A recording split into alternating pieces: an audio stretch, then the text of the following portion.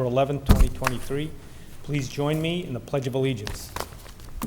I pledge allegiance to the flag of the United States of America, to the republic for which it stands, one nation, under God, indivisible, with liberty and justice for all. Thank you. We have 13 items on this evening's agenda, and I will ask the city clerk to please read agenda item number 1. Minutes of the City Council meeting, August 21st, 2023. Council Dumas. Thank you, Mr. President. Motion to accept and place on file. Motion made and second to accept and place on file the minutes. Any discussion on the motion? Seeing none, all those in favor? Opposed? The minutes are filed, 11-0. Agenda item number 2. Now is the time for the public hearing on the petition from Massachusetts Electric and Verizon New England to install a new joint-owned pole on High Street, approximately 300 feet east of the center line of the intersection of High Street and Bolton Street, and to install a new manhole and underground conduit from pole 3-5 to new manhole and to existing transformer 1-2 on Exchange Street, order number 23-100, 8950. I will open this public hearing. It's taken up in 4 stages with the public speaking in favor, questions from the public speaking in opposition, and questions from the City Council. We've been informed that National Grid is unable to attend this evening's meeting so that they're doing storm preps for the weather conditions outside. So we will continue. I'll ask for a motion to continue the public hearing until Monday, September 18th at 8 o'clock. Want to make that motion, Council Landis? Yes, Mr. President, I'll make that motion that we can continue with this meeting to next Monday, which is September 18th. Okay, we will continue the public hearing for the Mass Electric poll to Monday, September 18th at 8 o'clock. All those in favor? Opposed? The public hearing is continued until September 18th at 8 o'clock, 11-0. Agenda item number 3. Now is the time for the public hearing on the proposed amendment to City Code Chapter 650 zoning by adding a new section to create the Sasseville Way Residential Overlay District, order number 23-100, 8941. Again, this public hearing will be taken up in 4 stages. Public speaking in favor, questions from the public speaking in opposition, and then questions from the city councilors. Due to the size of the crowd, we will limit comments to 3 minutes. So please make sure you have your points in order. We will have the city clerk maintain the clock for a 3-minute time for folks speaking in favor with questions or speaking in opposition. So we will start the public hearing with the applicant. Again, please state your name and address when you speak. Attorney Cashman. Thank you, Mr. President. Good evening. Gemma Cashman from Day Pitney on behalf of the petitioner, Trammell Crow Company. With me tonight is Carolyn Hewitt and Mark Schraberg from Trammell Crow Company, Scott Thornton from Vaness Associates, Tim Hayes from Bowler. It's okay. Sorry. Hang on, everybody. Again, I'll remind you, it's a city council meeting, not a sporting event, okay? I understand that, all right? But it's still a city council meeting, all right? Is this better? Yes. Take it out. Better? There you go. Okay. Would you like, okay. Okay, so with me tonight is Carolyn Hewitt and Mark Schraberg from Trammell Crow Company, Scott Thornton from Vaness and Associates, Tim Hayes from Bowler, and Mike Flannery, which is our corporate counsel from Goulston. Unfortunately, my colleague Bill Pizzoni is under the weather tonight. He sends his apologies as he intended to be here tonight. Next slide, please. Trammell Crow Company is a prospective purchaser of approximately 23 acres of vacant land off of Sasseville Way. It is right next to the Boston Scientific headquarters, as marked in red on the map here, and the parcel boundary is shown in blue. It is bounded by Sasseville Way and is adjacent to Blazewood Avenue. It was acquired by Boston Scientific in 2005 and has not sold in the interim. The project has been vetted by Boston Scientific, and they are in favor of this project. We have worked extensively with them on the design to ensure that it is compatible with both the adjacent residential neighborhood as well as the Boston Scientific campus. Tim Nelson is here tonight from Boston Scientific. Next slide, please. As I said, the land is currently unimproved land. The majority of the site, outlined in blue on this slide, is located in the limited industrial underlying district, shown in gray, as well as the residential A2 zoning district, which is marked in yellow. For a new approach, we have proposed a new overlay district known as the Sasseville Way Residential Overlay District. The overlay would allow for high-quality multifamily residential aimed at young families looking for a starter home, empty nesters, as well as professionals working in nearby commercial centers. The overlay would accommodate additional complementary commercial uses as well, such as a white tablecloth restaurant. City Council would be the permit granting authority for a special permit as well as site plan review approval. All development in the overlay is subject to site plan review. To be clear, tonight is the initial step in the permitting process and is not the only time we're going to be in front of the public body. A special permit is required for uses that exceed certain thresholds, such as consumer service establishments or restaurants greater than 10,000 square feet. Dimensional, landscaping, and parking requirements are designed to be consistent with the zoning ordinance, but also to allow flexibility to allow development of projects that would work well with the site. Next slide, please. Now, let's take a look at what it would look like if a project was built according to the existing underlying zoning, which is limited industrial. Again, the land has sat vacant for years, and commercial uses allowed under zoning have not panned out for the site. The real question is it better for the city to continue to sit on the site as is, leave it zone limited industrial, maybe it's developed, an industrial developer will come along. I ask my clients to look at this, give you the data so you can decide for yourselves if this case makes any sense, and ask you the question, is an industrial use possible at this site? We reviewed what could be built as of right in the zoning district. The result was a roughly 150,000 square foot industrial building measuring 250 feet by 600 feet, more than 87,000 square feet of impervious parking cover, more than 545,000 square feet of disturbed site, which is more than 78% of the site, 54% of buildable area with impervious coverage, 90 truck trips a day. Building industrial requires a clean, flat site due to topographical and geological constraints associated with this site and extensive site work, which would be required. Building industrial is not the best environmental or neighbor-friendly use of the site. Current zoning for the majority of the site would almost certainly create more impervious area, more removal of trees, and more runoff than what we are proposing. Both the Trammell Crow Company industrial and residential teams reviewed this site and confirmed that the best use of this site for a developer and the city would be mixed-use residential and not industrial, as it would have much less environmental impact and is a much better use and fit with the existing neighborhood and businesses. Now I'm going to turn things over to Carolyn to talk about Trammell Crow Company and a more detailed look at the project. Thank you, Gemma. Can you all hear me? Yes? Okay, great. Good evening, everyone. Thank you for your time tonight. I appreciate you all being here. My name is Carolyn Hewitt, and I am a Senior Vice President at Trammell Crow Company, leading our multifamily team here in the Boston area. By way of introduction, let's move on to the next slide. TCC is one of the oldest and largest real estate developers in the country. We develop a variety of multifamily product types under the brand High Street Residential. Here in Greater Boston, our office and in turn our multifamily group are relatively new, but collectively my team has extensive experience in this area. I personally have been developing multifamily projects in the Greater Boston region for over 17 years, primarily in suburban locations very similar to Marlborough. We believe in working closely with our communities to ensure that we are delivering a project that betters the neighborhood and fits into the fabric of the city. We take great pride in what we build, and we want our communities to feel the same way. Next slide, please. When reviewing development opportunities, we consider both the macro and micro location. This site features close proximity to a variety of retail offerings and employment centers, including Boston Scientific's headquarters campus across the street. Based on conversations with BSC, we expect to have many residents who are actually BSC employees, making for quite an easy commute. Next slide, please. Now I will turn it over to our Vice President of Development Management, Mark Schraberg, to tell you a little bit about our plan program. Thank you, Carolyn. Can everyone hear me? No. No, okay. Better? Okay, thank you.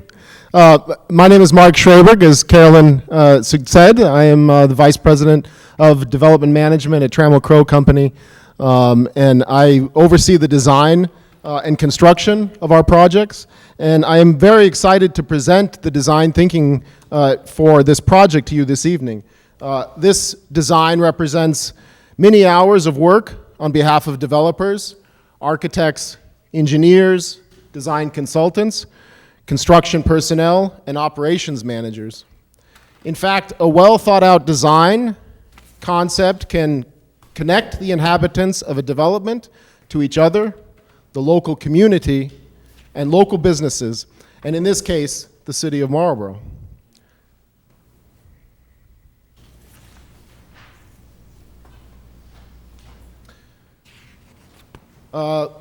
What you see on the slide here is the current site plan for the project. The project in its current form consists of approximately 286 rental multifamily units, 24 freestanding garages, and a separate clubhouse and amenity building. You'll see at the entrance to the site off Sassaville Way, a retail amenity, dedicated retail is planned, to which we are hoping to attract a restaurant. This retail amenity is not solely for residents, but also will serve rail trail users, BSC employees, and the entire Marlborough community. In fact, we have already had considerable interest from a number of restaurateurs, and we expect to deliver a thoughtful, unique concept that will draw visitors from the entire region.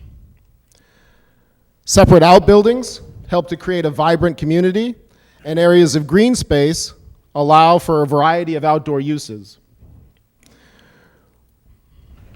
Working within the site constraints, this design provides an efficient, environmentally conscious layout while prioritizing an authentic community feeling. At the front of the site, a gear garage has been proposed. You'll see that just to the right of the beige travel circle there. It's a small building off of the rail trail site, be very attractive in its design. It will provide amenity for both the tenants as well as rail trail users, providing bike fix-it station and water for drinking. There will also be a private side to this building that will house rental equipment provided to tenants for their use. Next page, please. This is the rendering of the project from the main entrance. You'll see to the left of this slide the retail establishment, restaurant with outdoor dining, the entrance to the site, and directly ahead you'll see the amenity building. The forms of these buildings are taken from traditional rural gabled forms. Much like any other farmhouse in New England, these forms are modernized by the minimalized trim at the eaves and ridge and provide a nice setting for green space and the community to interact with, while none of the buildings massing are imposing or constricting.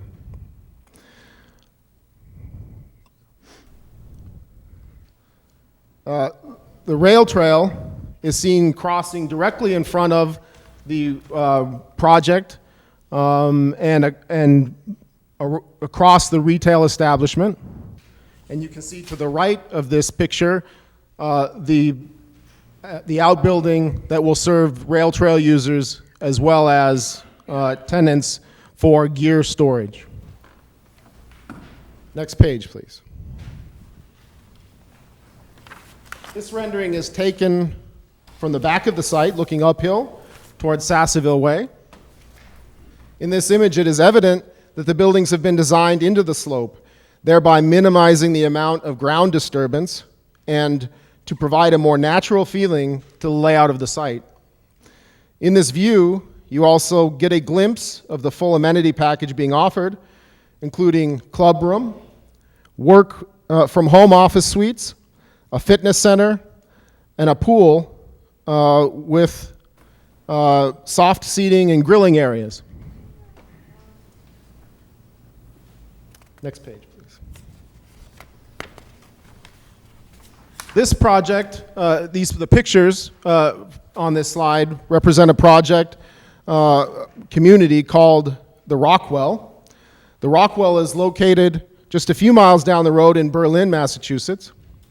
Carolyn and I recently developed this community, and we believe that this speaks to the quality of the product that we design and build.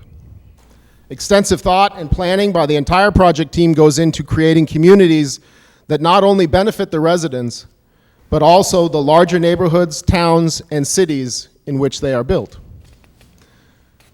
Our project will differ slightly from the design of this project. While this project, it was intended to be more of a suburban, rural feel, the project that we are proposing for Marlborough is a modern and upscale offering, and the design will reflect that.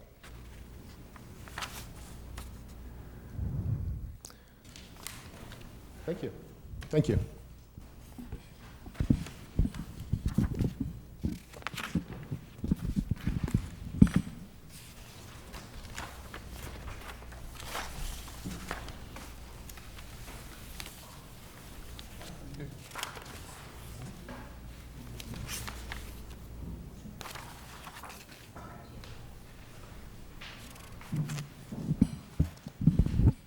Sorry, more slides.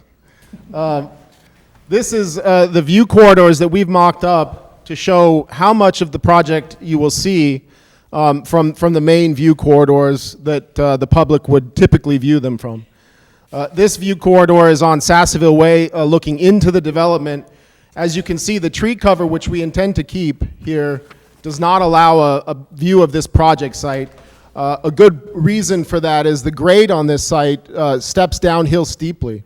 So that, along with this tree cover, will make view of the buildings very difficult. Next slide, please. This is the view corridor on Blazewood Avenue. You can see that when the trees, the leaves are off of these trees, you'll see some of the project. This Blazewood Avenue is intended to be emergency access only. It will be gated, and the only people able to access that road will be fire department and police department, local officials. This is the view corridor along Sassaville Way at the rail trail parking area. You get an idea of what the massing will be here, as well as the tree cover that we intend to keep both along the rail trail and in front of the buildings. This is the view corridor from Bolton Street on Route 85, looking over the water here. You can see the peaks of the gabled roofs in this image, but again, with the tree cover that we intend to keep, you'll see very little of that project from that roadway. And this is the bird's eye view you can see here with the tree cover that is existing, and as much as we tend to keep here, there's a lot of coverage from the surrounding neighborhood and streets.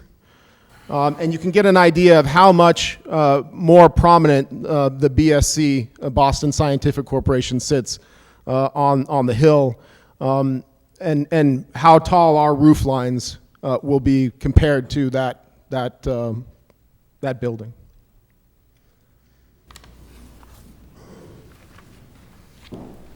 Let me turn this over to Carolyn. Thank you. Thanks, Mark.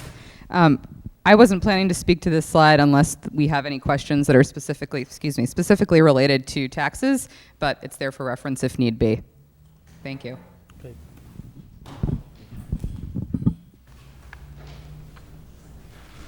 You good, Attorney Cashman? Okay, anyone else speaking in favor of the project? Anyone else speaking in favor of the zoning change? I'm sorry. Anyone else speaking in favor of the zoning change? Anyone else speaking in favor of the zoning change? Anyone else speaking in favor of the zoning change? Hearing none, I close that portion of the public hearing. Questions from the public? Are there any questions from the public?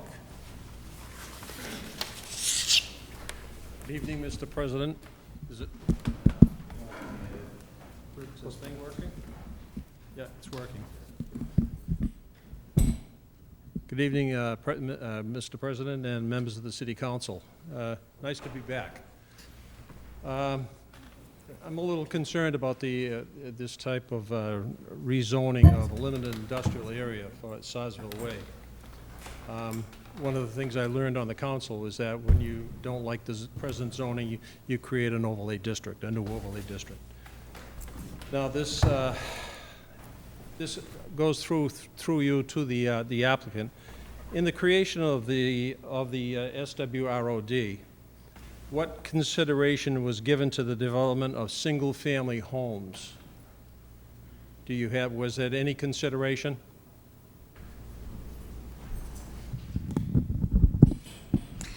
We don't actually develop single-family homes, so I can't speak to that Okay, question. that answers it. Okay. What is the total gross acreage of the site? Gross acreage is 23 acres. There are a number of wetlands, so the developable area is 15 acres. Now, on the development of the site, the total percentage of deforestation to the site, how many acres would you deforest? I don't have that with me tonight.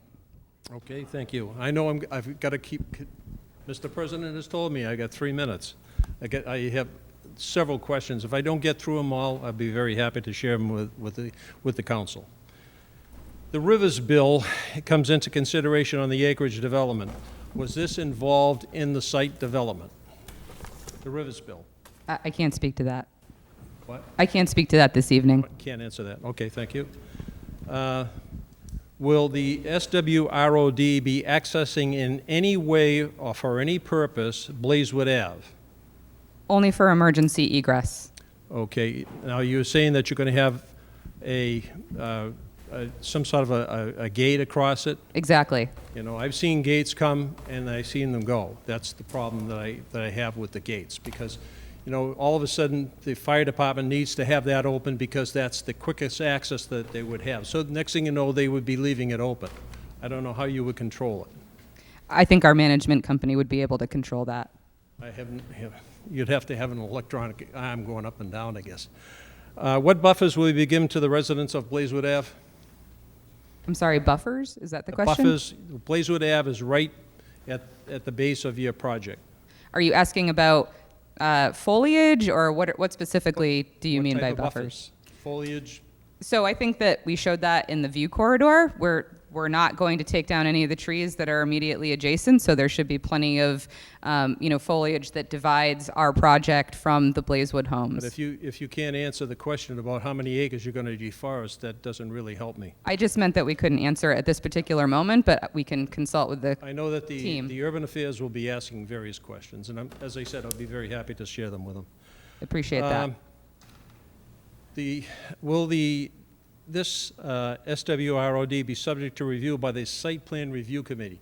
Those are the professionals from the city of Marlborough. Would they be able to address the site and come up with recommendations? So I'll answer that, Mr. Clancy. The answer is yes, they will. Yes, they will. That's correct.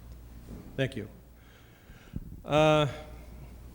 The permitting granting authority shall be the city council, and the special permits and site plan approval shall be by a simple majority. Why a simple majority versus a supermajority? Any question, any answer for that one?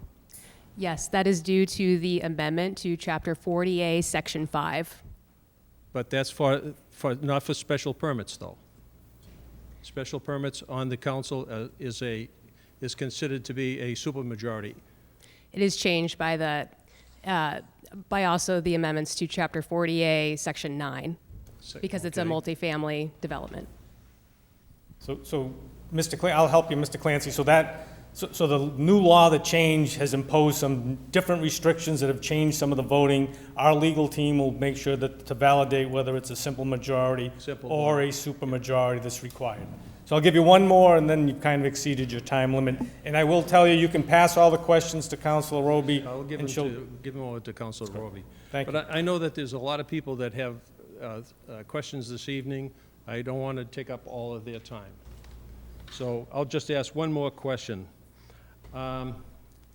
You know, you have by right multi-family dwellings up to 300 units. Now, that's based upon 15 units per 20 acres.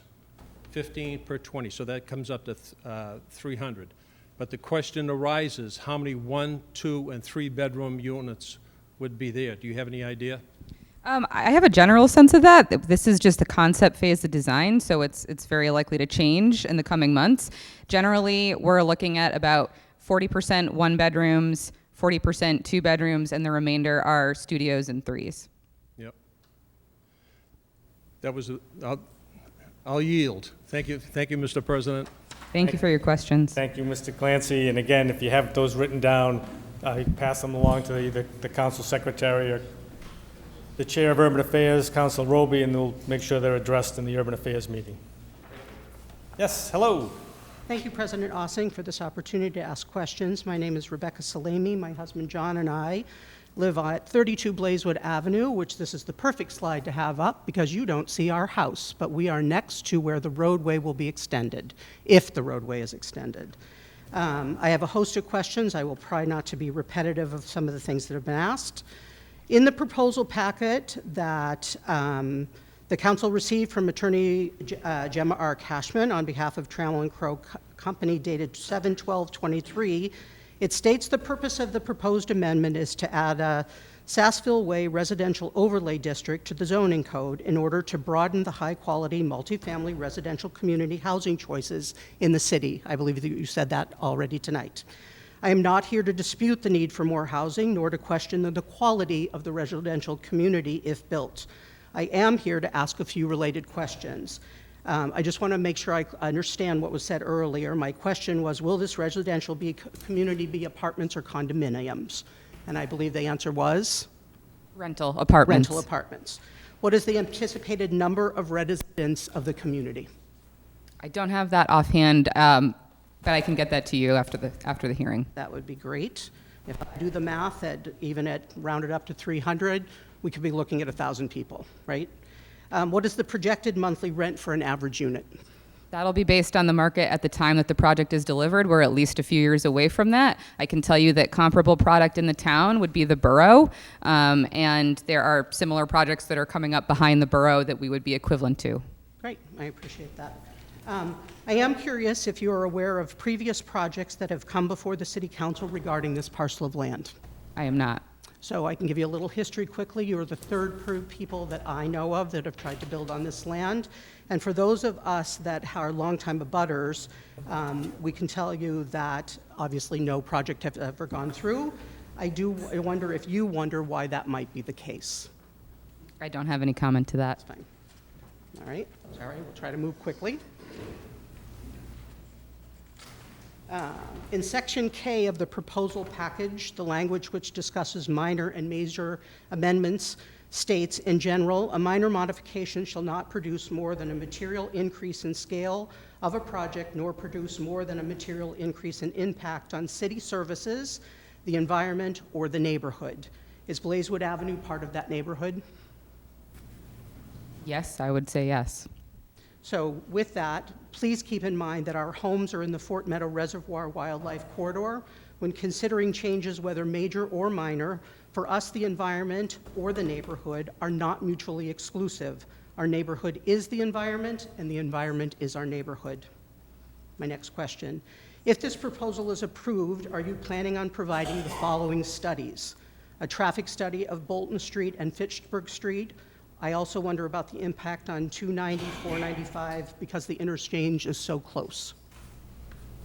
So the question was whether we would provide a traffic Yep, impact? I have a list of studies, Yes. okay? An environmental impact study? It depends on what you mean by environmental impact study, but yes, there will be environmental studies Okay. done. A wildlife impact study, right? A water quality study to determine impact on Fort Meadow Reservoir. Studies that will respect the light pollution with respect to light pollution, and studies with respect to noise pollution. Just wondering about what those will be done. And any impact to the rail trail during construction and after, especially since the slide shows where the entrance will be. I'm sorry, so you're asking if there would be a study done? Studies on those kinds of things. There will be studies done that will incorporate those topics, yes. Great. Will you be hiring an environmental monitor, wetland specialist to ensure that the site maintains all erosion controls throughout the project? Well, depends. So yes, the short answer is yes. There is a lot of process left for this project to go through. Sure. So it depends on what the other requirements are that are put upon the project, but generally, yes. I Rebecca, appreciate I'm that. going to kind of stop you there. You're over the 3 minutes. Okay. But again, those other questions that you have, feel free to pass them along to the council, and we'll make sure we get them all addressed and the applicant to respond to them. Thanks so Right. much for your time. Thank you Thank very you. much. Any additional questions? Thank you, President Ossing. I'm William Barry of 35 Blazewood Avenue. I'm one lot over from the development. A couple of questions. We've got this right slide up. On this presentation, it seems a bit deceptive to me. Are the trees over to the far left of the presentation, those lean out over the current cul-de-sac. And you're proposing to put a road in off the cul-de-sac. The way it's drawn is not realistic, don't you? Would you guys agree? It seems like the trees that are there have all been shown to still be there. Isn't it necessary to regrade this entire site? You've removed the slide you had you provided in July that showed areas of excavation. Do you know what I'm talking about? That showed large areas of excavation for the retention pond and such. So, So this particular slide from Blazewood Avenue just shows that emergency access roadway which will be constructed to go into the site. yes, but I'm saying to construct it, you have to remove trees to regrade. It's a hill right now, and the road is going to have to be cut into Yes, that and hillside. I agree that there will be trees removed. Okay. This is the intended finished That's the view. existing trees. That's all I'm trying to make an emphasis to the council is that's not realistic Right, of and- what's and I- actually going to happen. I understand, and I think what we're suggesting is we're going to keep as many trees as we possibly can here. I understand that, but the tree, just wanted to make sure that it was clear. The other thing is the emergency access, like you said, so you mentioned that, but what about during construction? What's the plan during construction? Will we have trucks up and down our road? Sure. During construction, everything will come off of Sassaville Way. You will go off Sassville. Okay, that's good to know. The other question I had, let me just see, sorry, I had a couple other things. Yeah, so the bike, you mentioned bike amenities, the park, I know what I wanted to ask. The affordable, I know it's really not my bailiwick, but the affordable, I think according to the current zoning, it would have been 15% if you did a special project, correct? And you're showing 10? That's correct, and we're But showing you're only, 10%. you're only going to provide 10 according to the zoning. That is what correct? we've proposed, but we're happy to address that and discuss that further during the Urban Affairs and Planning Board Okay, meetings. So Lee, I can help you with that. So that, yes, the current zoning says 15%. They can ask to buy out of it. We do have a change that's going through the council right now to make it a mandatory 12%, but that would get addressed. Because the should this buyout go wasn't forward. mentioned in this, just said Yep. 10 minimum. So I just wanted to flag the difference. The other thing, you did mention the borough as being a comparable property. On what you show on your tax sheet, aren't you showing a market value for the land versus what your construction costs are for the project? The assessments don't tend to match. If you go to the last slide of the presentation. So you're showing the assessed value of the land at a $500,000. So that only generates those taxes, right? But isn't the 87, that's probably your construction cost estimated, correct?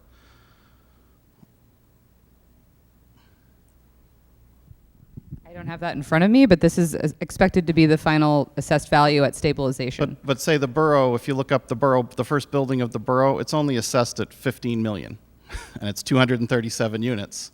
So that's a lot less tax than $1 million. Well, So I can't just- speak to the borough's assessment, but I would Oh, I say understand that I- generally sounds like it was assessed when it was still under construction because it's certainly worth Maybe. far more than that today. Oh, I understand that, but I'm just, assessed values in the town or city tend to be lower than the market value.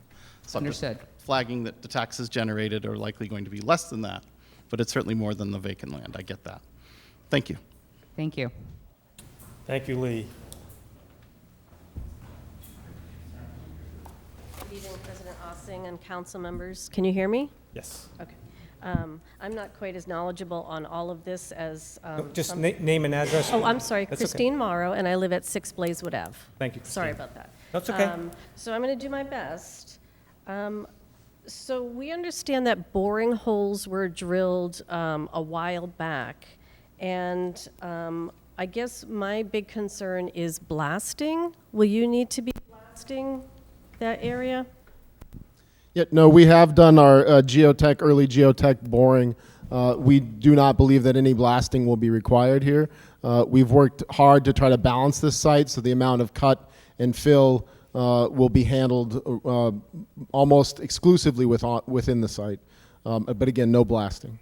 Okay, and when you're, you will need to excavate, I'm sure, right? Yeah, we will have excavation for the foundations, correct. So while you're excavating, I just had a concern about the two brooks that already exist in that area and the rivulets that run under that. Will that be disturbed? None of the waterways, including the wetlands, will be disturbed, and there are setback requirements. We're well outside of those. Okay, and we have, right now on Blazewood Ave and many places in the city, when it rains, we are struggling right now. So our concern obviously would be, how can you help address that if we're missing, 15 acres of trees and now we have a paved surface and now we have all that runoff coming down. Some of it runs into the lake and floods the neighbors on the lakeside, and the rest of it comes running down the hill and is flooding out people that on the opposite of the lakeside. So do you have a plan to help alleviate extra burden coming? Yeah, so we do have a plan to design appropriately and make sure that all water is handled within the boundaries of the site, not to affect any neighboring parcels. Again, that design is not complete yet. This is a conceptual phase design, but our engineers have looked at this and they've said that it is completely possible to do so. Along with all of the other studies that we're going to do, that design will be informed by those. Okay, and does that include like a retention pond? I thought someone mentioned that in the renderings. No, there's no retention pond that we're intending to create within the site. But you don't have a plan, I'm sorry, I'm just trying to understand. You don't have a plan right now, so you're not going to do a retention pond, but you don't have a plan to stop the runoff? There is retention area, but it's not a pond. I guess maybe it's just a semantic. And then can you just quickly explain how that would work? Because I just don't know. Yeah, Tim? Tim is, yeah, please. Tim is our civil engineer with Bowler. Okay, thank you. Yeah, Tim Hayes with Bowler, civil engineer. As Mark mentioned, obviously we're in conceptual design right now, but the intention would be to have infiltration basins that are designed to infiltrate the runoff from the site. We'll be reducing peak flows, and we'll be providing additional water quality requisite with... Move closer, Tim, just some of the folks. Yeah, we're having trouble hearing. Oh, sorry. Is this better? Yes. Yeah, so infiltration basins will be designed for the runoff to mitigate peak flows. So I think to your point, yes, there will be basins. They're not retention ponds. They're not designed to be wet all the time. They're only designed to be wet during rainstorms, infiltrate down, and then be there again for the next rainstorm for the volume there. There'll be water quality, treatment trains, best management practices throughout the site. There'll be a fully DEP Marlborough compliant stormwater system that'll be designed here. But like Mark said, it's still conceptual, so we don't have all of the details on that, but there will be as we go through the permitting process. Okay, thank you. Thank you very much. Thanks, Christine. And again, just to remind folks, this is the zoning change part. The actual details will get hammered out as the project evolves, if it moves forward. But this is the zoning portion. Any other questions for the applicant? Yes, sir. Hello, sir. Good evening. My name is Shi Hao, and it seems like I'm the only Asia guy here, and I'm glad I can here to increasing a little bit of diversity here. And I'm currently living in the 28A Blazewood Avenue, just next beside Berkeley's homes. So I don't have too many specific questions for these builders, but I do want to say something about some of my thought. Like as you guys say, I'm from Asia. Asia people usually good at math, so today I'm talking about numbers. So forget everything about this building or anything. Basically, what we are talking about today is like those gentlemen providing the investment opportunities to the city, which going to generate $1 million per year, and which probably going to help in our city a lot. And we can use this money to do some kind of infrastructure update or whatever. But the interesting thing is like the city needs to take care of everything that's whatever they left. So for example, we had already talking about fuel pollution possibility here.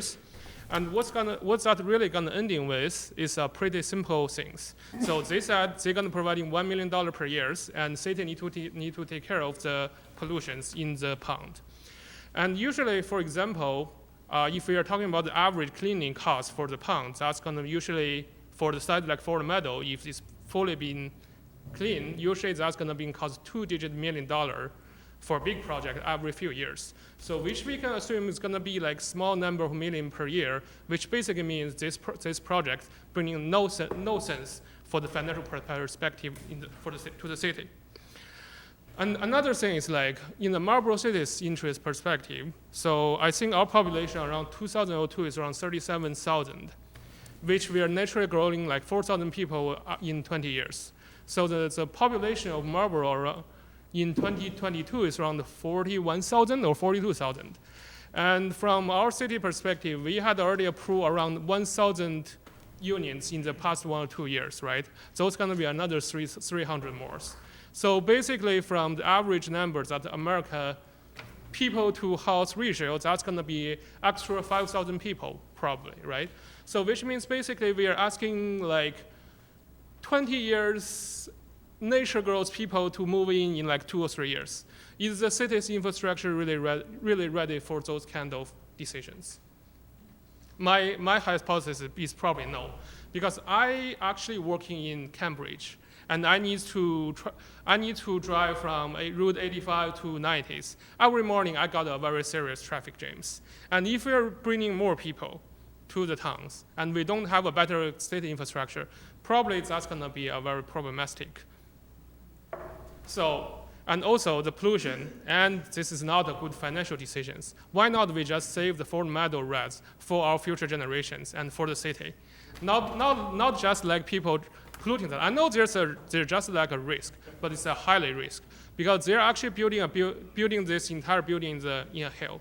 And what's gonna happen is like, if there has a rain during their construction, they have no control where the water coming from. And there only has one place that the water can come into. It's coming through the Flag Brook, finally coming to the Fort Meadow. So unless they can promise there will having no rains during their construction, I can't see there has no pollution for the pond. Well, basically this is what I'm trying to say. So financial perspective, population perspective, I didn't see those projects bringing good benefits for our cities. So personally, I want to advise councilors to reject this project. Thank you. Thank you, Shio. Hey, again, this is not a sporting event. I will ask you to leave if you're going to continue to disrupt our meeting. Yes, sir. Mr. President, Council, my name is Robert Jones. I do not live in Marlborough. I live on the lake on the Hudson side, and I'm here representing those people on the Hudson side of the lake.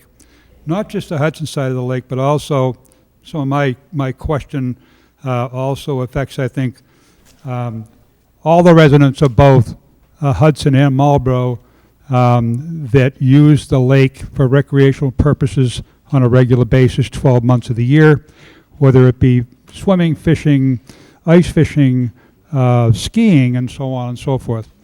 And in listening to you here tonight, one comment the young lady made earlier was that the project and how it's going to benefit the residents of the community. That's interesting. I'd like to hear the stories about that. Also, and how it would benefit the residents. One of my main concerns is the environmental impact, and I know it's always been mentioned tonight, but the environmental impact on the lake and the surrounding woods, fields, the brooks, the streams, and it doesn't seem to me, based on the answers you've given here tonight, there's as much concern that you haven't really addressed those issues and really don't seem too concerned about it. Many years ago, we had some issues with the lake several years ago where there was tree harvesting being done on Red Spring Road. That harvesting adversely affected the ecology of the lake. When We had runoff into the lake from the residue of sawdust and so on and so forth that caused some serious problems with the lake for a period of time. So I am very concerned about the quality of the lake. I'm very concerned about the environmental impact with the runoff from the lake, which you seem to have obviously not addressed that issue. You would have had an answer to some of the questions you've had tonight. So I guess what that means to me is that you really aren't concerned about the environment. You just want to build your buildings. Thank you. Thank you, Robert. Again, I remind the folks, this is questions. You'll get your opportunity to speak in opposition next. But if you have questions, now's the time to ask them. Yes, ma'am. Mr. President, do you mind if I just address one of the comments you made? Sure. So, thank you for your comments, and I tend to disagree that we are very concerned with the environmental impacts of the. We are concerned with the environmental impacts of the project, and as Tim and Mark and Carolyn spoke earlier, that we intend to comply with the state regulations. We intend to meet with the Conservation Commission. We have ongoing conversations with them, and we have a memo that we're drafting from Epsilon, and so that will be ongoing, and we'll address those concerns. Carolyn. So I suspect we'll hear from you again tomorrow night at Conservation. Is that correct? No, but we do have a meeting in front of the Planning Board on Monday, and we're hoping to get in front of Urban Affairs this month. I just reiterate what Gemma just said, and I'd also like to say that this is something that's a priority not just to us in the Boston office, but to our company as a whole. This venue isn't necessarily the most appropriate for us to get into that aspect of the project, and that's why we're not addressing it tonight. I do appreciate your comments. And it's not on the top of your list of important things. Sir, you do not have the floor. She didn't ask you a question. Go ahead. I'm all set. I'll stop there. Thank you. Yes, ma'am. Thank you. Good evening. My name is Barbara Pellegrini Allen. I live on 2nd Road in the neighborhood of Fort Meadow Reservoir. I've been a resident of Marlborough since 1989. I have two questions. The first question is regarding, at the beginning of your presentation, you showed what the possibility of what it would look like to have an industrial complex built there. And I would ask you, given seeing this initial response from the community, what do you think the odds are that we're going to allow the city council to approve an industrial building on that site? I don't think do you really believe that as an alternative to an industrial building that we would be scared enough to allow you to be building your residential because we're afraid that an industrial is going to go in? It was zoned industrial before the rail trail. The rail trail is one of the best assets in this city and one of the proudest things I've ever seen developed for the citizens of Marlborough and anyone who wants to use it. It is a community asset that overlooks Fort Meadow, which your development would then block, and the rail trail goes through your plan of development. Do you really think, as my second question, people go on their bikes and walk with their families and dogs on the rail trail to enjoy walking through a development and to see a restaurant instead of viewing the environmental beauty and the conservation and the nature? If you don't want to enjoy nature, you can ride your bike and watch TV. You don't need to go on the rail trail. The rail trail has an environmental asset that this would block and take away. So that is my view, that you need to look at the conservation, the environmental impact, and the impact of the value of the rail trail itself. That is what I would like you to consider. And with that, I would request that the City Council vote down this particular industrial change. And I thank you very much for your time. Thank you, Barbara. Bob Duran, resident of 39 Red Spring Road, Marlborough. Council President, thank you for the opportunity to ask questions. 22 years ago, I was in the bunker with Governor Jane Swift on 9/11. I remember that well because at the same time we were developing the state's biomap. It is obvious that the proponents haven't looked at the state's biomap. This is core habitat. in supporting natural landscapes because it has two of the very few cold water streams in the Commonwealth. I also am the vice chair of the Massachusetts Fish and Wildlife Board, and we oversee natural heritage and fisheries. And if you look at Chiefs Fall or Flag, they're both one of the very few cold water fisheries in eastern Massachusetts. So I would urge the proponents to take a look at the biomap, to take a look at the cold water fisheries, and do your due diligence before you embarrass yourself by saying, like, geez, you don't know anything about the Rivers Act. I wrote the Rivers Act. 200-foot development-free zone along all rivers and streams in the Commonwealth of Massachusetts. But we're going to need a lot more than that because this is core habitat.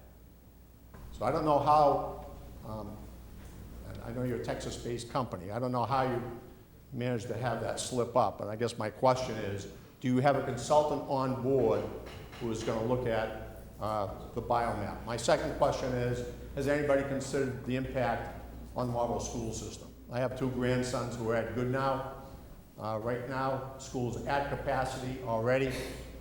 We're adding, someone said 1,000 residents to this project with kids. How is that going to affect the school system? I'm sure you probably have an answer for that. Finally, in light of global climate change, we're not having 5 or 10-year storms anymore. We're dealing with 100-year storms and 500-year storms on a regular basis. Myself and many of the people in this room live on Red Spring Road. Ever since the Goodnow School was built, we've been inundated with blown-out culverts, flooded basements.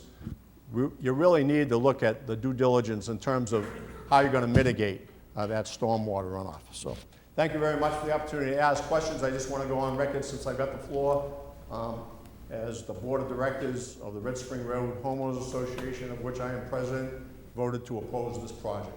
Thank you, Mr. Council President. Thank you, Bob. Do you want to respond to any of those questions, or? Not at this time. Okay.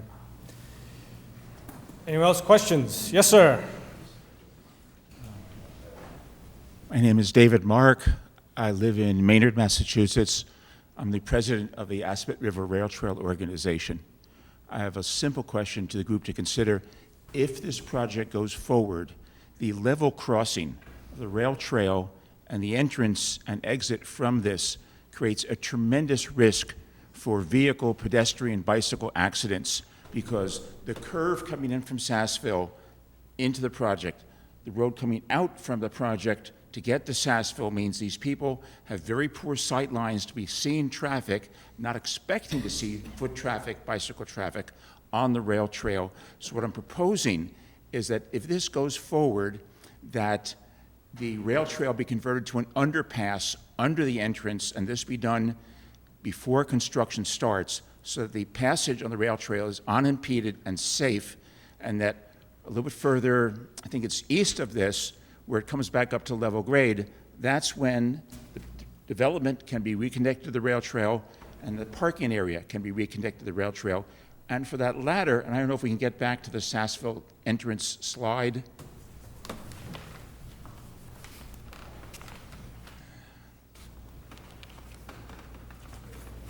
There.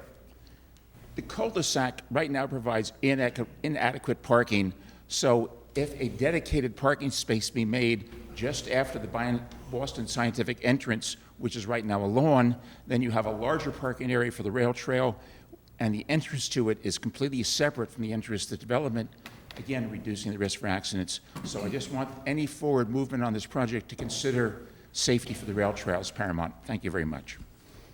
Thank you, David. Are there any other questions for the applicant?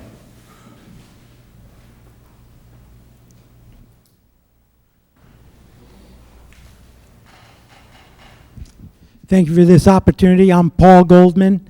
Been a Marlborough resident for 40 years, actually going on 41, on 2nd Road, 137. I'm very concerned about our beautiful, amazing Fort Meadow Reservoir Lake. And my question is, have you got documentation of similar projects right next to the headwaters of a beautiful lake, where a lake is been tested before and after your work to confirm that there's been considerable consideration for the environmental impact that you might have on our beautiful lake. So my question is, what expertise do you have on a similar project, not in terms of scale, but in terms of environmental impact in such a delicate location? Are you asking if TCC locally has done a similar project in a similar type of location?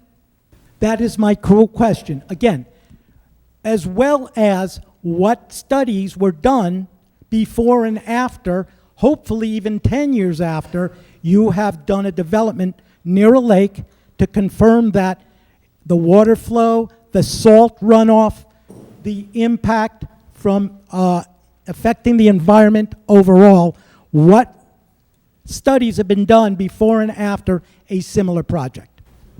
I can't answer that question at the moment. I don't have any projects that I can think of off the top of my head where we've done exactly that. When your question is submitted to the City Council, we'll do our best to address it. Okay, thank you. Appreciate it.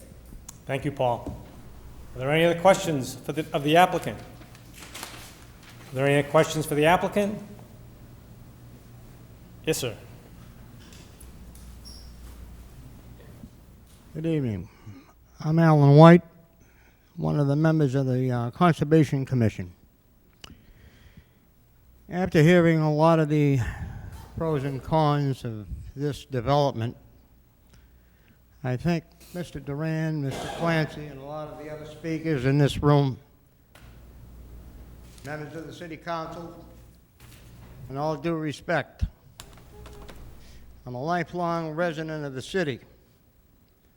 I've seen this city grow from probably 10 to 12,000 to what it is today. I've seen many roads, many developments, and many precious areas such as this disappear in our city. As one of the members on the Conservation Commission, our duty is to protect these areas with everything we can possibly do to keep them before they disappear. I've seen quite a few of these, and some of the elder members of the city have seen a lot of these areas disappear before us, not only in Marlborough, all over the state. Mr. Duran summed it up pretty good. As far as the fishery and games go, we do have 2 cold water streams there that propagate native trout. Whether that means anything to any developers or not, that's neither here nor there. I make a proposal. It could probably solve it for everyone. This area that we're here tonight for, and a few other areas in the city of Marlborough that are under the watchful eye of what needs to be done in the future. If we can afford to gather enough funding to put a boardwalk, a floating one, around one of our precious water supplies too, that is encircled in Route 20, Lake Williams, that came to the funding of about $2.5 million.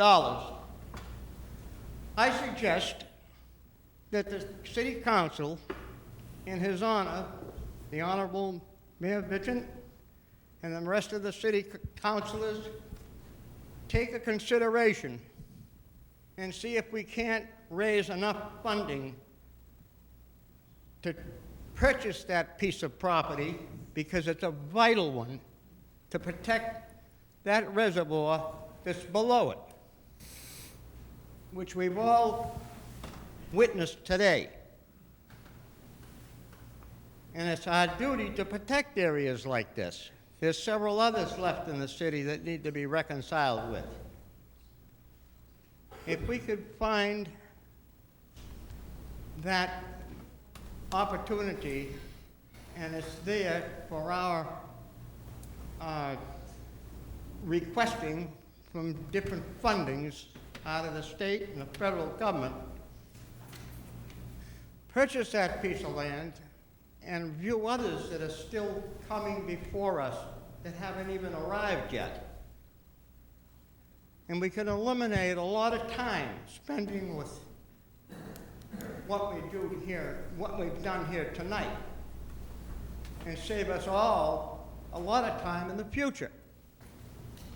This is my recommendation to the City Council to protect these areas. I thank you very much for the time. Thank you. Thank you, Alan. Any other questions from the applicant? Any other questions for the applicant? Are there any other questions for the applicant? Thank you, Mr. President. Bill Dunbar, 17A Lakeshore Drive, 70-year resident of Fort Meadow. Question for the civil engineer, if I could. Microphone. It's quite a steep slope from the trail, the rail trail, down to the basin that you're going to be gazing over. What would the cut and fill be on that site? It's currently a conceptual design, and we don't have an accurate cut fill number at this time, but we will be having that as we go forward. I do not have the cut fill numbers this time. Can't hear a word you're saying, sir. Hope you can hear me.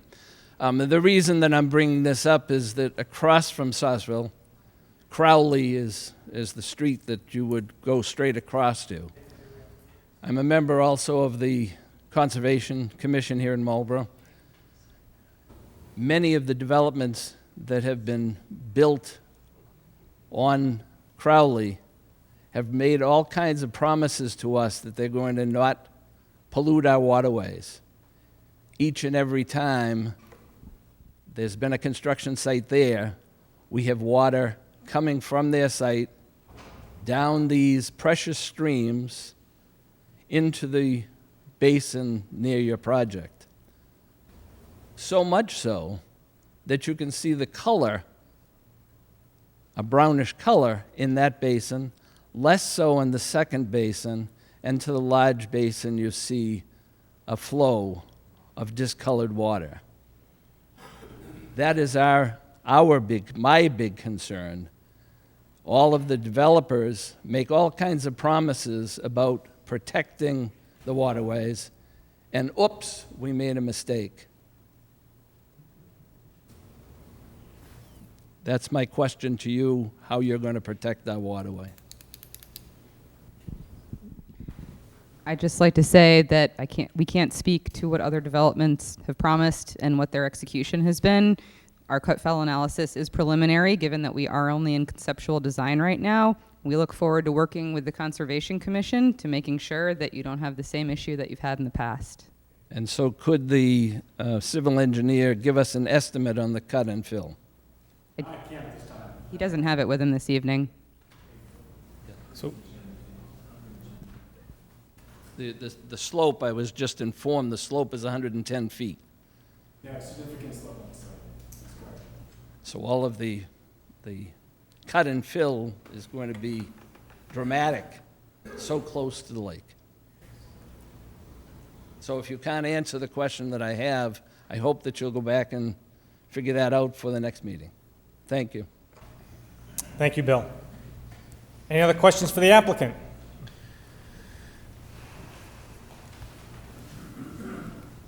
Thank you.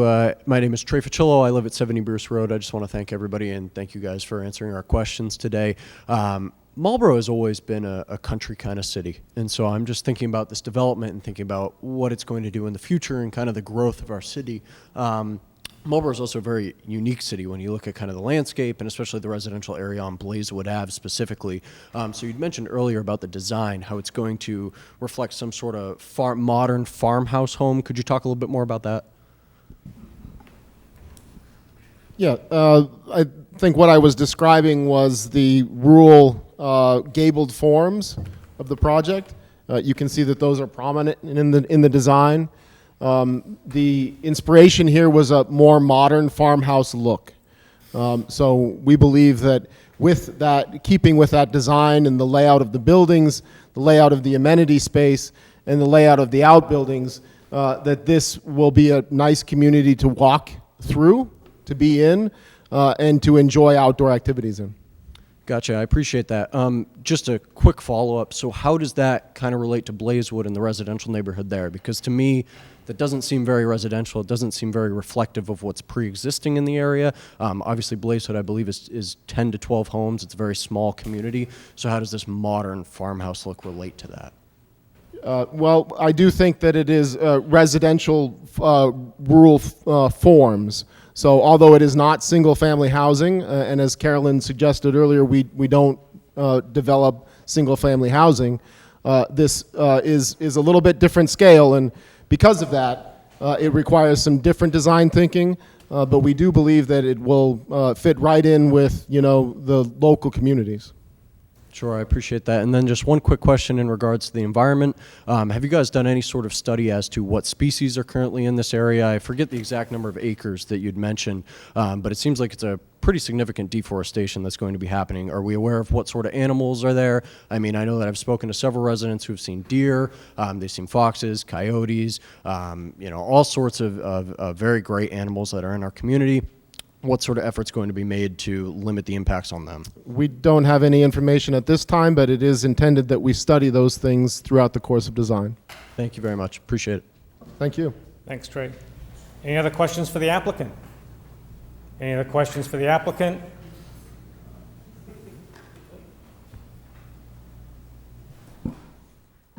Any other questions from the applicant? You have a question, Lee? Right over to the microphone.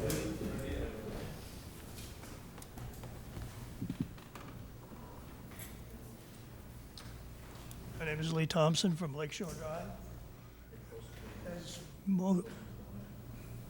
Can you hear me?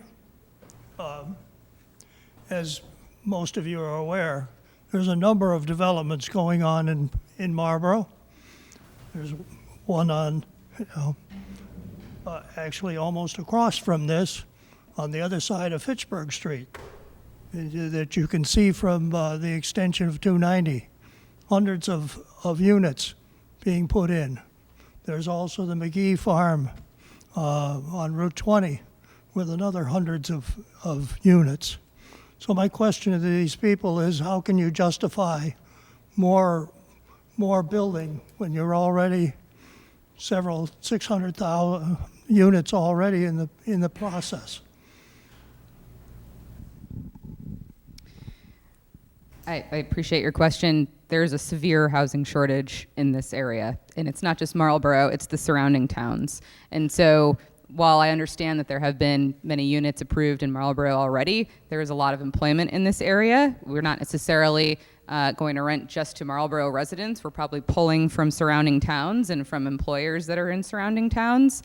There are thousands and thousands of units that need to be built in this area in order to address our housing shortage. So we're not concerned at all about demand. There's significant demand in this area still. Thank you. Thanks, Lee. Any other questions for the applicant? Any other questions for the applicant?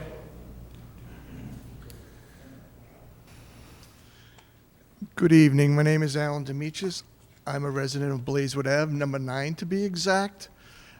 And what I'm hearing so far is you're not prepared. You don't have answers of runoff for water, which is my major concern, considering I'm on the lakeside at the bottom. And given the way the rain's coming, as we say, 100 a year, I will be underwater when we see tons of tar at the top of the hill. In the road coming from you, coming right down past my home, I will be underwater from both sides because the storm drains can't take what it has now. And whatever trees and soil we have needs to stay. I'm opposed to this in general. Thank you. Thanks, Alan. Any other questions for the applicant? Any other questions for the applicant?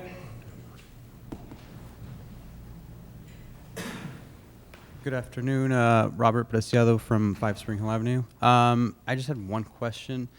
Is the developer aware of the Wetland Protections Act and the recent changes made to it?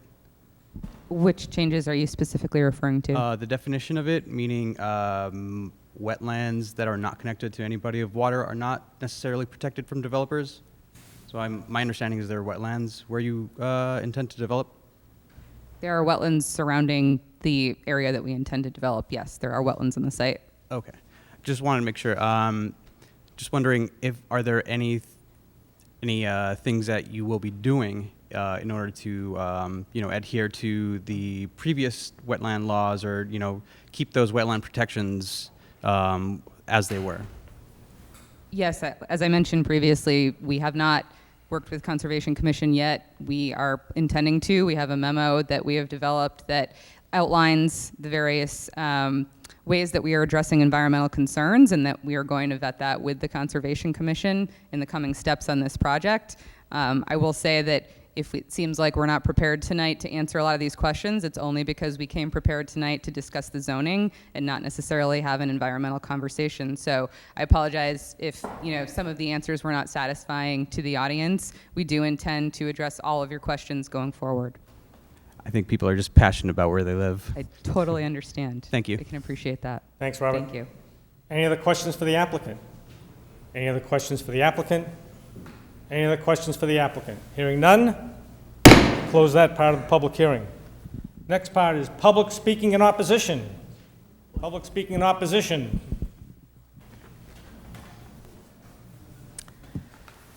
Hello, my name is Priscilla Ryder. I'm the Conservation and Sustainability Officer for the City of Marlborough.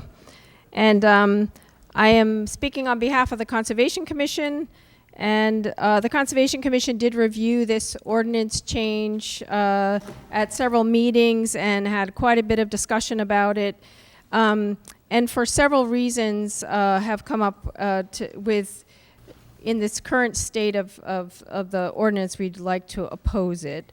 I'm going to talk about, I have sent around a letter to all the councilors. In the back of the letter, there are a couple of plans and maps that sort of depict what I'm just going to try to summarize it because it's more than 3 minutes. So the ecological context, which you have heard out here, and I guess I will preface this with Conservation Commission's not opposed to housing, it's not opposed to development. We just want to make sure that it's in the right place and in the context of the whole city. The Conservation Commission and the Open Space Committee is working on the open space plan, and unfortunately you haven't seen these plans yet because they're just about to come out, but in the open space plan, there's a biomap and a wildlife corridor map. The biomap, which Bob Duran mentioned, is a layer that the state has gone through all of the areas in the state and decided which areas have the most value for wildlife, for corridors, for ecological health. And in Marlborough, so I know you can't see it, but the map, there's only several areas on the map that are really dark green, and those are the areas where everything overlaps and it's very important. Unfortunately for the developer, this particular property is of highest value because of the 2 trout streams that come down, the cold water fisheries, and it's part of this corridor that's part of those stream systems. And so from the city's perspective, the Conservation Commission wants to make sure that the City Council is taking into consideration the environmental piece. We know that you have a bunch of things to weigh when you're dealing with housing. I mean, we do need housing, and but we also need environmental protection. So we urge you to take this seriously and sort of look at this map and we'll be happy to discuss further what those issues are. But I guess in the face of climate change and when the anticipation of harder summers, the cooling of the lake water from groundwater sources and the tree cover will be ever more important. The hotter the lakes are, the more prone to closure due to the toxic cyanobacteria blooms that have been prevalent over the past few years. And with a development like this, we may in fact increase that prevalence in Fort Meadow. again, we're not opposed to development. We just want to make sure it's in the right place. We've had a lot of development in downtown. This is a pretty important piece of property as it relates to water quality of the lake. And so in that regard, and sort of looking at this whole area, the Conservation Commission is deeply concerned about making, taking this particular piece of land and developing it. There are quite a few other pieces of land in the city that wouldn't be so bad to develop. We do have on the second map, I guess the last map, which is map 7, does show all the parcels of land that remain undeveloped in the city, and that some of them have higher ecological value than others. So again, this will be part of the discussion when we submit our open space plan. But so the Conservation Commission's recommendation in this case, the Conservation Commission recommends that the City Council and the Mayor consider acquiring this parcel now to protect it in the long term and thus ensure the long-term health of the lake. This would be the most ideal option if it is feasible. The open space and recreation plan that it's in its final draft form and will be submitted in the next few months for public review identifies this parcels as a parcel of high priority.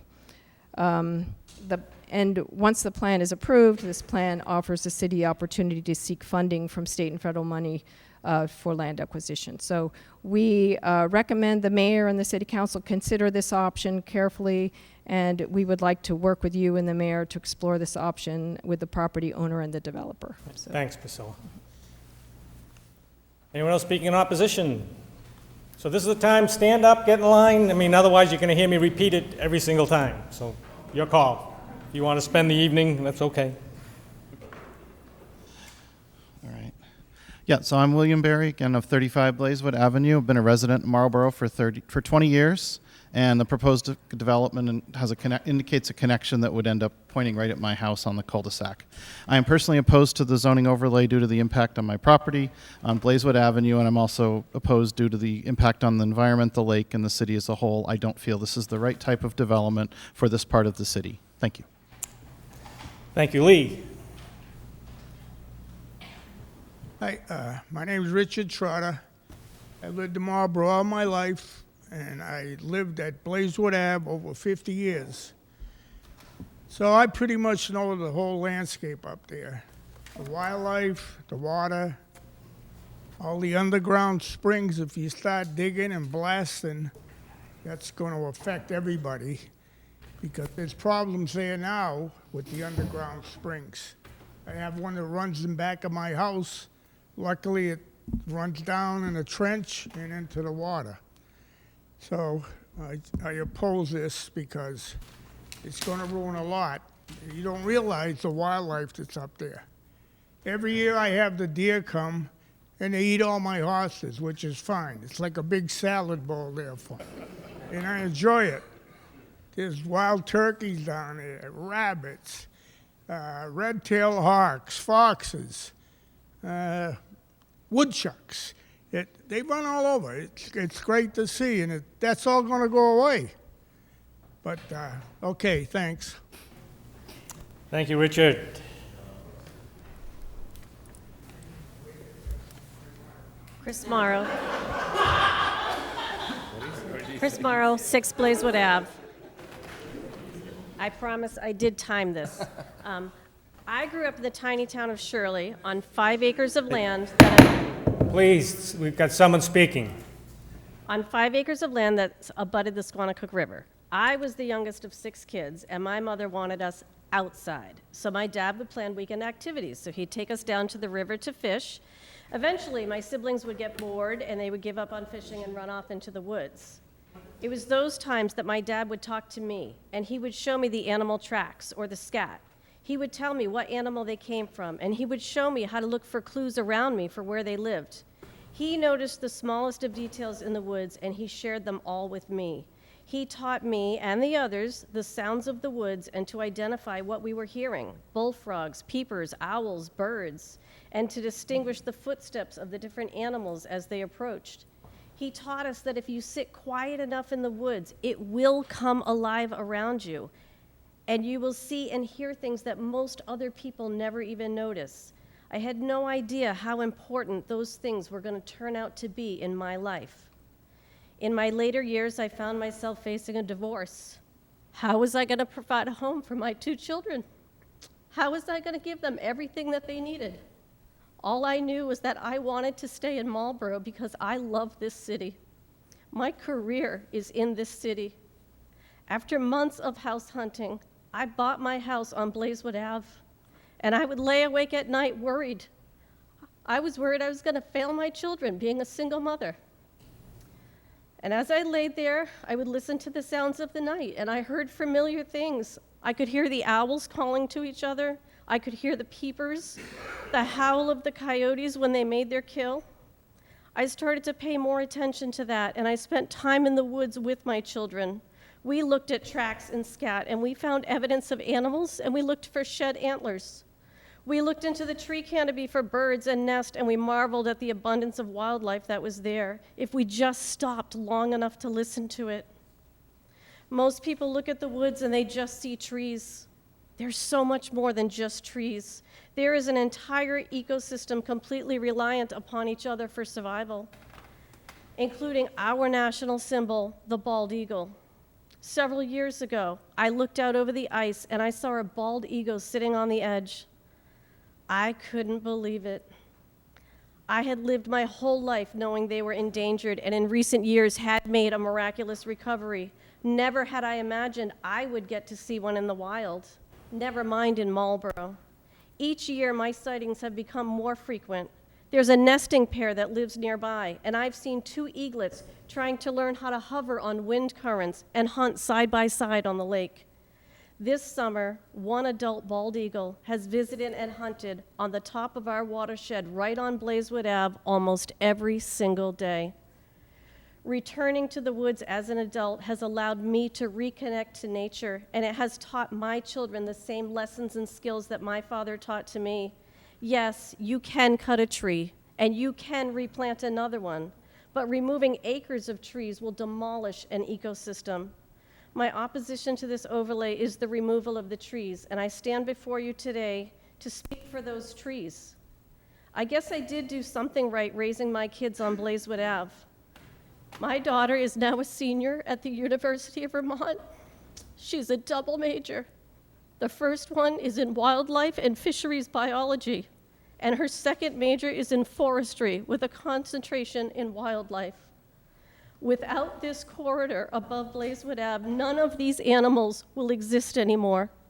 Fort Meadow is one of the most beautiful and natural resources in this city. I feel blessed and honored to live there and to be a part of it, but I also feel the obligation to protect it. Thank you. Thanks, Christine. Before the next speaker, I'll have the city clerk read the information on a correspondence we received. We have received a correspondence signed by the 15 residents of Blazewood Avenue in opposition to the zoning overlay district. Thank you, Mr. Clerk. Hey, Yeah. perfect intro. President Ossing and council members, thank you again for the opportunity to speak and also to hear your presentation tonight. I'm Becky Salami, 32 Blazewood Avenue, along with my husband John. I am opposed to the zoning overlay district. When the words environment, city, services, and neighborhood jumped out at me from the proponent's proposal, I asked myself, is this the right location? Is this the best use of this currently undisturbed land? How do I help send the message that I'm deeply concerned? Speaking for the group of residents from Blazewood Avenue who submitted the letter to you, I want to reiterate our opposition. I will try to be brief. It feels easy to be swayed by the argument that we need more housing. We are not here to dispute this. We are here to better understand how this specific proposal of a zoning overlay district meets the needs as we also consider what will be lost. As our city councilors, we are asking you to carefully consider all sides.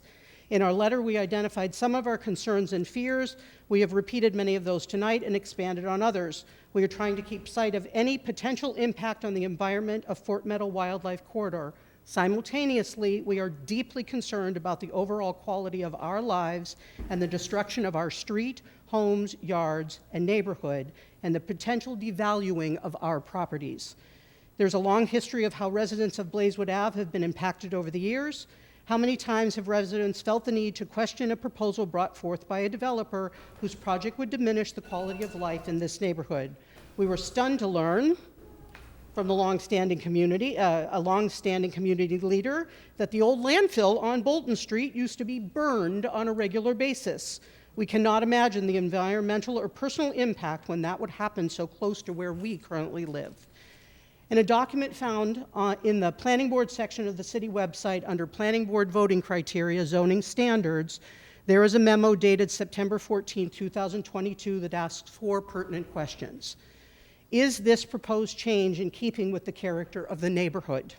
To which we answer, no, it is not. Does the proposed change negatively impact the neighborhood? To which we answer, yes, it will. Does the proposed change benefit the city or provide a use not permitted elsewhere? To which we answer, no, it does not. Is the proposed change in keeping with the intent and purposes of the city's zoning ordinance? To which we answer, no, it is not. We recognize that there is a lot to consider in this decision and are trusting that you, our elected officials, carefully look at all the potential impacts and long-lasting ramifications. We are aware the Planning Board and Urban Affairs and Housing will discuss this proposal. Will the Open Space and Climate Resiliency Committees also have an opportunity to weigh in? Please see the individuals and groups being represented here tonight and hear our united and overwhelming opposition to this proposal. Thank you for your time and thoughtful consideration of all of our questions and concerns. By no means have we been able to raise all of them. Be assured that we will continue to do so. Understand we plan to be involved every step of the process. Thank you. Thanks, Rebecca. Anyone else speaking in opposition?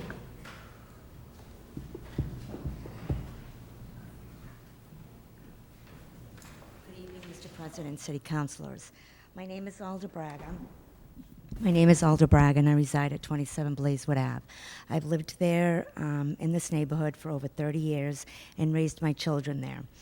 We've enjoyed many years of swimming, nature walks, exploring the wildlife, and learning about the invasive species, as our fondest memory was the beaver dams. However, we have endured many challenges living in this neighborhood, as Becky mentioned, the landfill and the build from Boston Scientific. We also battled the several attempts made to build on this precious green space that we called the Wildlife Sanctuary. Until recently, we were enjoying this peace, tranquility, and the character of this little street, as we call the gateway into Marlborough. Therefore, I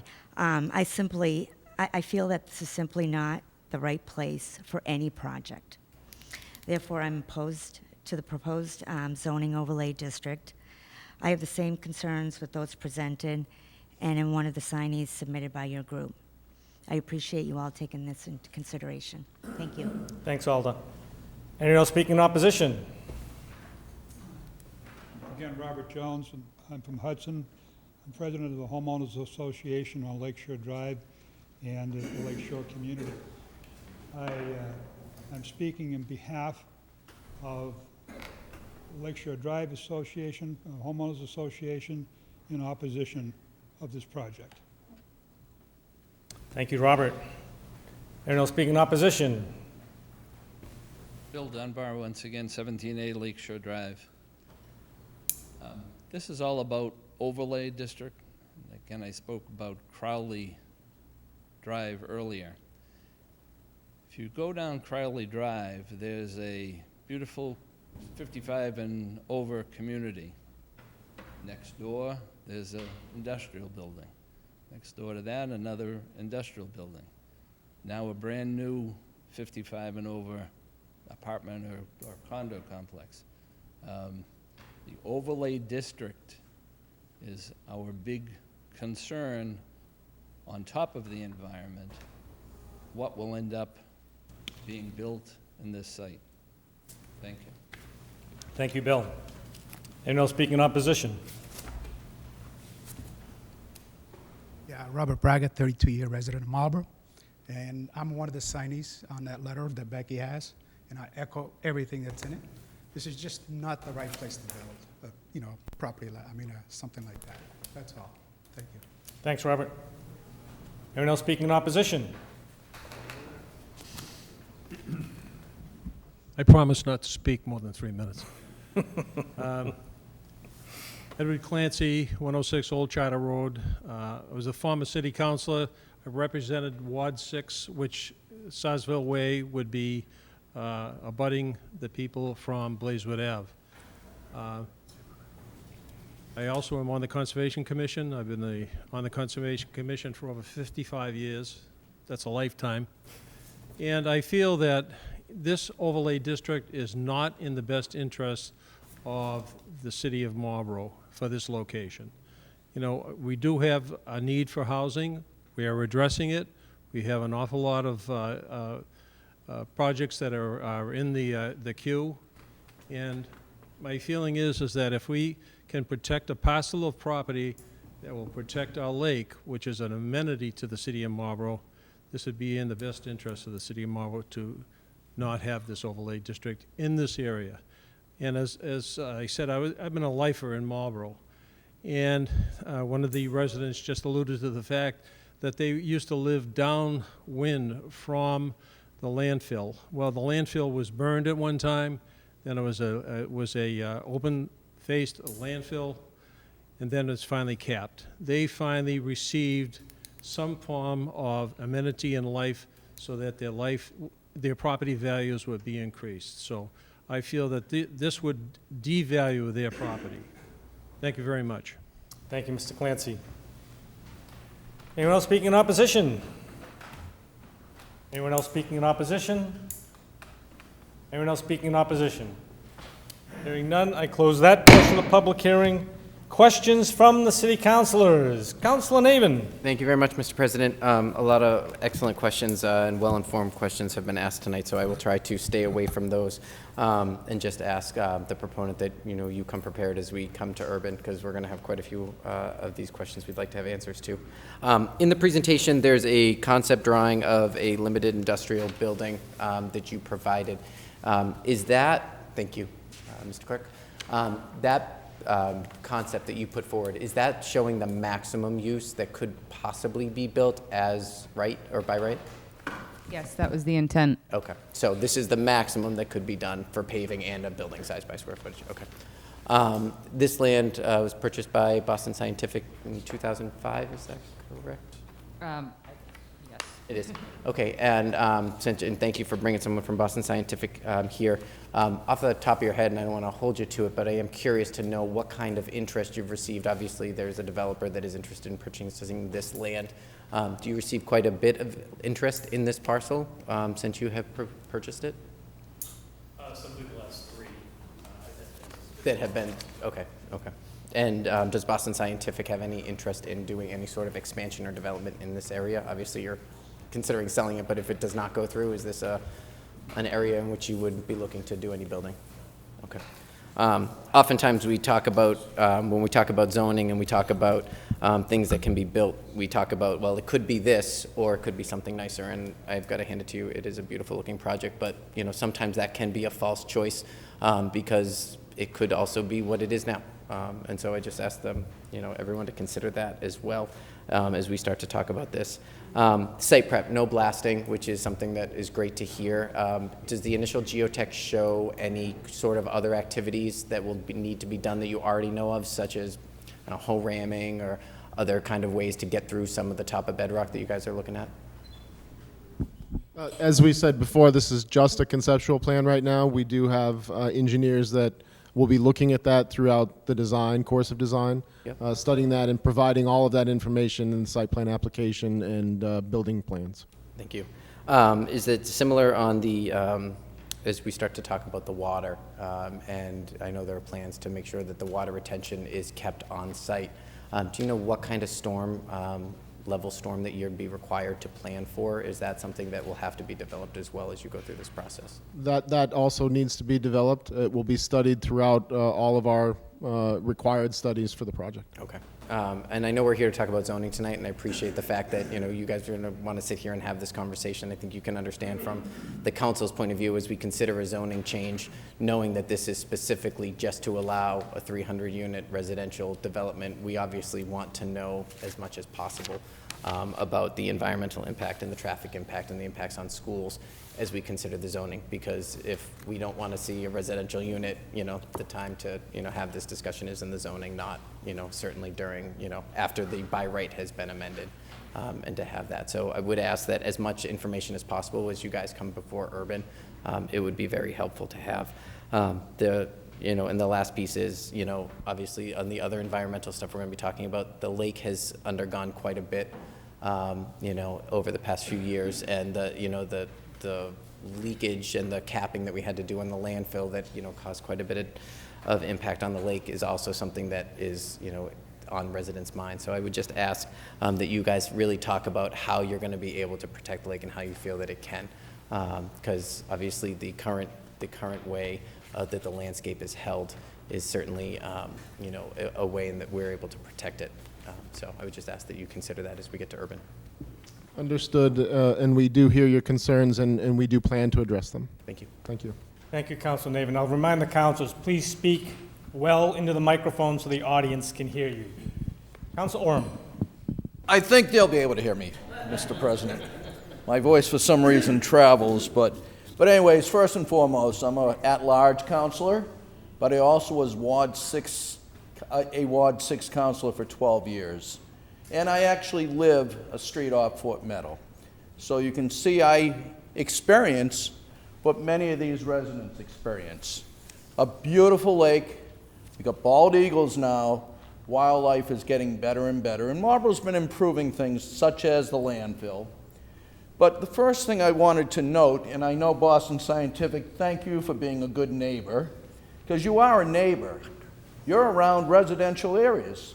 You're almost spotted in that spot. So again, and you have been a good neighbor, so thank you very much. And I did see your letter when we were addressing 57 Main Street. I respect your concern for additional housing. And I respect your notice of that too. And I understand it's just not Marlborough. We need additional housing throughout this whole state. But at the same time, as mentioned, and one of our environmental leaders for the state right over here, Bob Duran, mentioned, thank you, Bob, we need to be very conscientious about our environment, especially now with climate change. It's here, it's real. And I respect the fact you were looking for property, but my first question for you is, did you look anywhere else besides this spot, and was it at an advantage? Why was it this spot and maybe not in Hudson or Northborough or somewhere else in Marlborough? So you're asking general to the When you went region as to do opposed your- to specifically in Marlborough? When you did your real estate research, Sure. was there so- any other land? I mean, I feel that you have a right to build where it's appropriate. But did you see any other properties that weren't right on a lake? I appreciate that. And yes, we're always looking, and we're always interested in other parcels that are in this general vicinity. I would say that the lake is one of the reasons that we love this site, and we think that our residents will love the lake as much as these residents do. And it's in all our best interest as well to preserve everything that we can. Thank you for your answer. It seems sincere, but at the same time, this is not a single-family home amongst all the other single-family homes that surround this lake. In fact, Red Spring Road's getting sewered. That's going to be a great improvement for our lake as well. I don't want to see a burden put on our lake. And I say our lake. It's a Marlborough amenity, as was said many a times. We're very fortunate to have Fort Meadow in its position. And the reason I ask that is we're seeing major development out near the highways. And I can respect that that is great access for employees, but thankfully Boston Scientific buses their people in too. And I'm sure they see the need for additional housing. But again, I'm an environmentalist. I work in the environmental field, and I'm very concerned about the impacts, especially when we still haven't gotten who's BMP, the civil engineer. Best management practices aren't enough anymore. We're seeing 500-year storms. The residents explain they're getting flooded out now. So you're in a very environmentally sensitive area, and I would ask that you consider looking in other areas of Marlborough, because I would have a very hard time changing the overlay for this right now. The present zoning, I would actually like to see us change that to make this open space. But that's something you can't deal with. We need to deal with that as a city council and to look at that down the road, depending on what happens with this project. But that's what I would ask you to do, is also see if there's something in a less environmentally sensitive area, because this area is definitely an environmentally sensitive area. Thank you. Thank you, Councilor Herm. Councilor Perlman. Thank you, Mr. President, and thank you to the applicant for the presentation, and thank you to all the residents who came out to speak tonight. I know it's late, so we appreciate your time. I appreciate the representation of the limited industrial, and I do have a couple of questions specific, and some of it builds off what Councilor Oram brought up. Just curious, some of the factors that, I know in addition you liked the access to the lake, but what were the factors that went into play for this particular site with this number of units? Sure, I appreciate the question. So for starters, we think the access to the highway is actually excellent here. You're very close to the intersection of 290 and 495, and there's significant employment along that corridor, as well as just in the city of Marlborough in and of itself. The conversation originally started because Boston Scientific was interested in creating housing very close to their campus that would accommodate their employees. They have a lot of, well, my understanding is that they have a significant number of contract employees, 1 to 2 year folks that would like to live very close to campus. So that was part of it as well. You know, again, I think that what I mentioned earlier is that we have a lot of great retail, we have a lot of great employers. We think that this is just a nice spot in the midst of all of that for a project of this size. Okay, and then building off of that, why now to build? I know you mentioned the housing crisis, but what particularly about this site now? Was it that it came up in your review as a parcel that was worthy of development, or why at this particular time, given, as was mentioned, the rate of development that's already occurring in the city? I mean, it's been a lot for the residents to absorb, and it's been very challenging. I think all of the increases, whether it's the traffic, the public safety, obviously these 100, 500-year storms, really the environmental impact writ large about all of these developments, it seems, in my opinion, the wrong time to be building this type of project, given that we haven't even seen the impacts of what's currently being absorbed by the city. So the question is, why now? Why now, yes. So it really was just a confluence of factors. We actually started the conversation with Boston Scientific a few years ago, and there were there was zoning legislation that was in flux at the time at the state level, and so we paused the process for a while that got flushed out. That became the MBTA Communities Act. We decided to come back to the table when that sort of got worked out at the state level, and it made sense, we thought at the time, to come back and start the conversation with the city, because previously there were a lot of unknowns as to what that would mean for the city of Marlborough. So we actually wanted to come forward with this project quite some time ago. It just didn't make sense given the uncertainty surrounding that legislation. I think that, as I mentioned previously, we think that now is still a good time given the demand, especially in this submarket. Rents continue to rise, and that is a direct result of the fact that there is very little supply.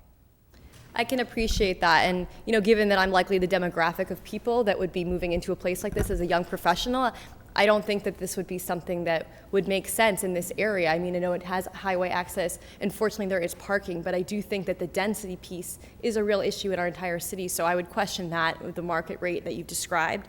And then further, I was kind of curious if there were any reservations moving forward for your company. It sounds like you have a lot of experience with development of parcels. We saw the Berlin project. Was there anything that made you pause when deciding to move forward with this particular zoning change? No, not at this time. Okay. And then my other comment, and I want to appreciate the Conservation Commission, it is a rarity that we are able to receive such a detailed explanation of their view, and I do appreciate the hard work that went into this. And I know this is a map that you did not receive a copy of and we received today, but certainly what is alarming is the number of red locations which are listed as lost parcels that were a priority at one time that are now developed. And I would hate to see something like this, which has been shared as a wildlife corridor, and the Fort Meadow Reservoir really is a gem here in our city, for this to also become a red parcel on this map.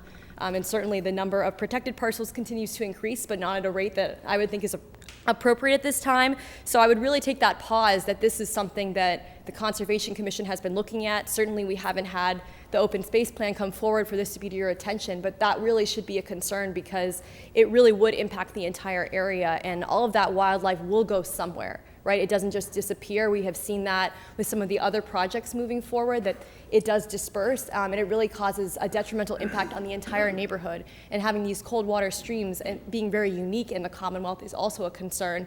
So I respect that the environmental studies are not available for this particular hearing, but I would implore the group to really put thought into this and move forward in the urban affairs process with that information readily available, because a project like this, right, it's one project in your portfolio, but it drastically changes an entire ecosystem here in our city. And so it's something that we can't decide, okay, it's great for 1 year, 5 years, but 50 years down the line, is this project still going to be relevant and effective here in the city of Marlborough? So I thank you and would really like further information at the upcoming hearings and the meetings as well. Thank you. Thank you. Appreciate it. Thank you, Council Perlman. Council Dumas. Thank you, Mr. President. So it's my understanding that you guys wrote the ordinance change regarding the overlay process, correct? So speaking specifically regarding that and the changes, it's very specific in what you guys would like to do. For example, why did we come up with 300 units or around that? No more than, and no building should be more than 2 stories or 45 feet in height. It's very well laid out regarding the limitations of what you want to do. Just regarding the size and the scope of that, I'm assuming to get that 300 units at 2 levels, you have to have this expanded view regarding multiple units. I guess now it's going to be a negotiation regarding urban affairs and you all to see what is doable and what is viable for this location. I'm just curious to see why that approach has 2 stories, 45 feet high. It just kind of break that down as to why that is and how'd you get to the 300 number and why not 100, 150, and the size and the scope of this project regarding the ordinance that you described and laid out for us. So first of all, I'd just like to clarify where you're seeing the 2-story height limit. These are actually 4-story buildings. It's in our agenda packet 3-4. Oh, I'm sorry. That might be for our amenity buildings. Okay. Okay. So the question is, why is the language so specific? Yes. Well, I believe that, Gemma, maybe you should speak to this one, but the idea there was to kind of provide a little bit of detail of what we're anticipating to propose when we go forward under site plan review. You want to add anything to that, Gemma? No, that's exactly it. And I think as Carol and Mark mentioned before, it's speaking to, the complexities of the site and speaking to the conceptual design that has been done so far. We want to be a little bit forward thinking with the numbers and be prepared with that respect. Is it your idea to utilize all of the acres that you can? We've had projects that come before us that are not, regarding the acreage, that are not as wide regarding development. So is there a reason why we don't do 2 buildings or 3 buildings that are 4 to 5 stories high or kind of like a U-shaped as opposed to this? I know this is just conceptualized and I understand that, but we have to look at the neighbors as well. So when you have something as this vast, I just, representing Ward 3 and the Apex Center, it was a large process and it could have been scaled down. So I guess my question to you conceptually, why does it have to be so vast? And why is the layout this way? I don't expect an answer now, but I'm just curious as to why we went this large and the 300 units. Yeah, I'm happy to address that. We did look at the conceptual design for this site over many, many months with many professionals at the table. So the reason that the project is separated over many buildings is, one, to create differentiation in the massing of the buildings, to create a more community feel. So that none of these buildings are looming large or imposing from any of the view corridors that you might see them from. Also, because of the grading on the site, it was necessary in order to, again, look at the conservation of the site, to not have more cut and fill than was absolutely necessary. These buildings are sited into the hillside, and the uphill side is basically in the ground. The downhill side walks out to grade. So in order to do all of that, we needed to separate these buildings over the 15 acres that are shown in the design. Thank you. Thank you, Councilor Dumas. Councilor Doucette. Thank you very much, Mr. President, and thank you for the presentation, and thank you for all the voices we heard tonight. I'm just going to try to keep some general questions, just in general, because this is a single lot that you're asking to be rezoned, right? Many cases, zoning, it covers more than one lot. The idea is to cover an area or district.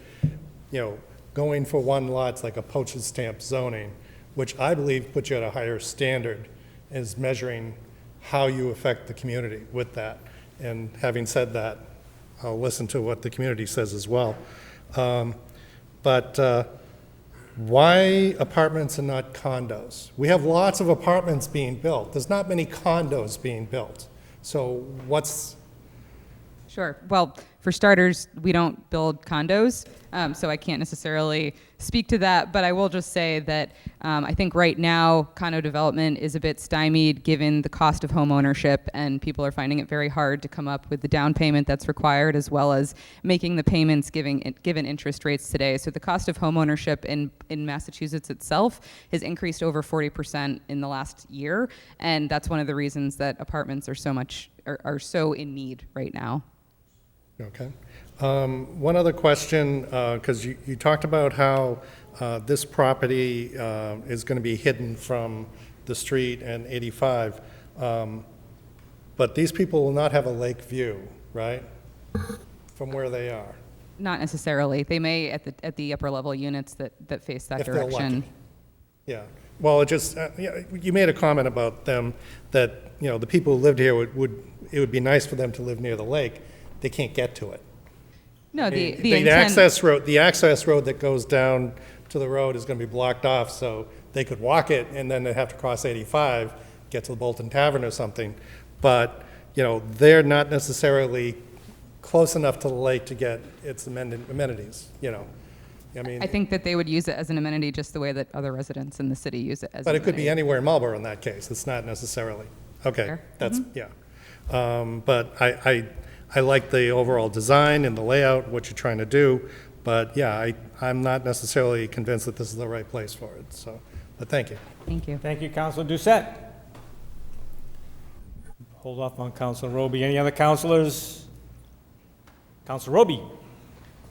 Thank you, Mr. President. So I guess I will kind of go a little further on the comments that were just made by Councilor Doucette and I think also Councilor Dumas. Looking at your overlay, I almost see identical overlay when we did Apex. It was housing by right, lots of buildings by right, and then other things by special permit. For me personally, I think I've learned a lesson. I would not allow by right 300 dwelling units, but that's just me, and we can have that conversation in the Urban Affairs Committee. But I'm wondering, because it says 300 dwelling units with 10% for development of 20 or more units. Now you have 5 units that are 3-story residential and 2 that are 4-story. How many of those 5-unit 3-story buildings will have less than 20? Because the language is strange. It's usually 20% of your total number of units. Sorry, I would have to take a closer look at that. It's a little late, and I can't think off the top of my head. Okay, so that will be a question that we would have looked at. You cite in, I think, the opening letter, RKG's multifamily market and fiscal impact analysis done in 2017. Have you done a recent fiscal analysis for the city of Marlborough after all of the units that we have approved in the city? We have not, but we would expect to going forward. Okay, and I know a lot of people ask lots of questions about the environmental studies and all things that to me would be done if this was a special permit, because we would require those kinds of things. And I may be wrong in stating that this would go to site plan, so they may be required regardless. I guess I'll find out that answer. But I think all of those kinds of studies will definitely be important. And I know that engineering will look at stormwater and all of those kinds of issues.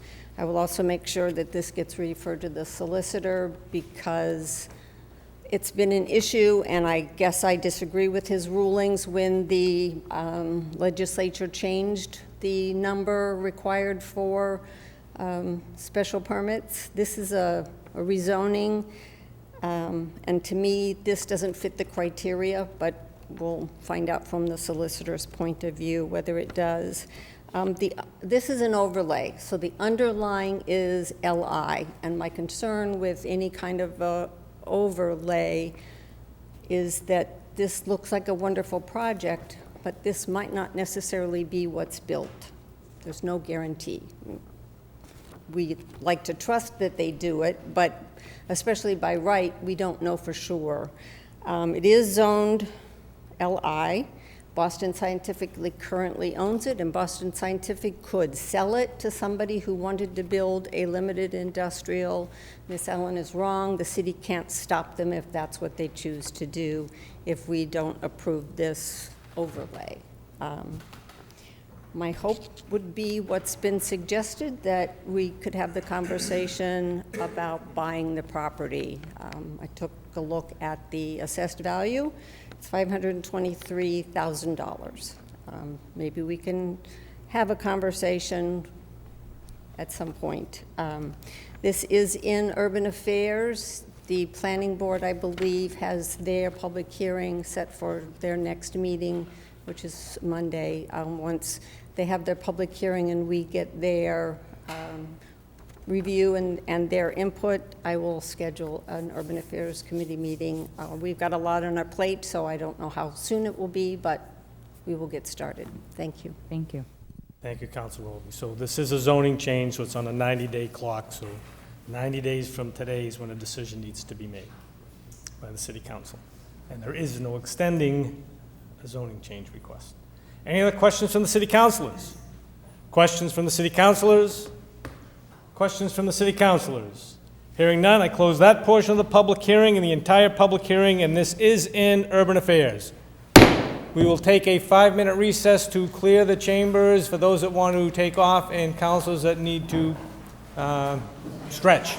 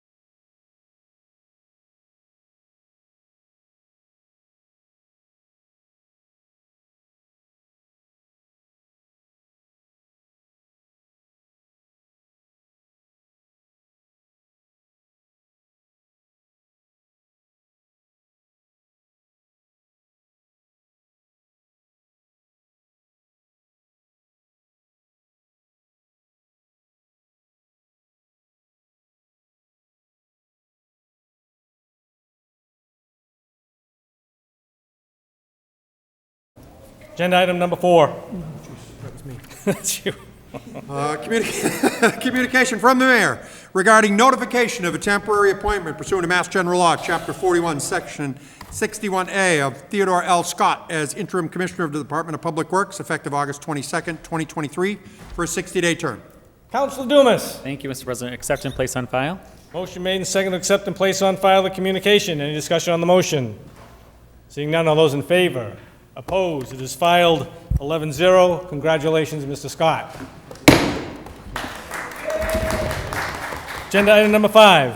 Communication from the mayor regarding notification of a temporary appointment pursuant to Mass General Law, Chapter 41, Section 61A of Christopher J. Fioricano as interim director of finance effective September 5th, 2023, for a 60-day term.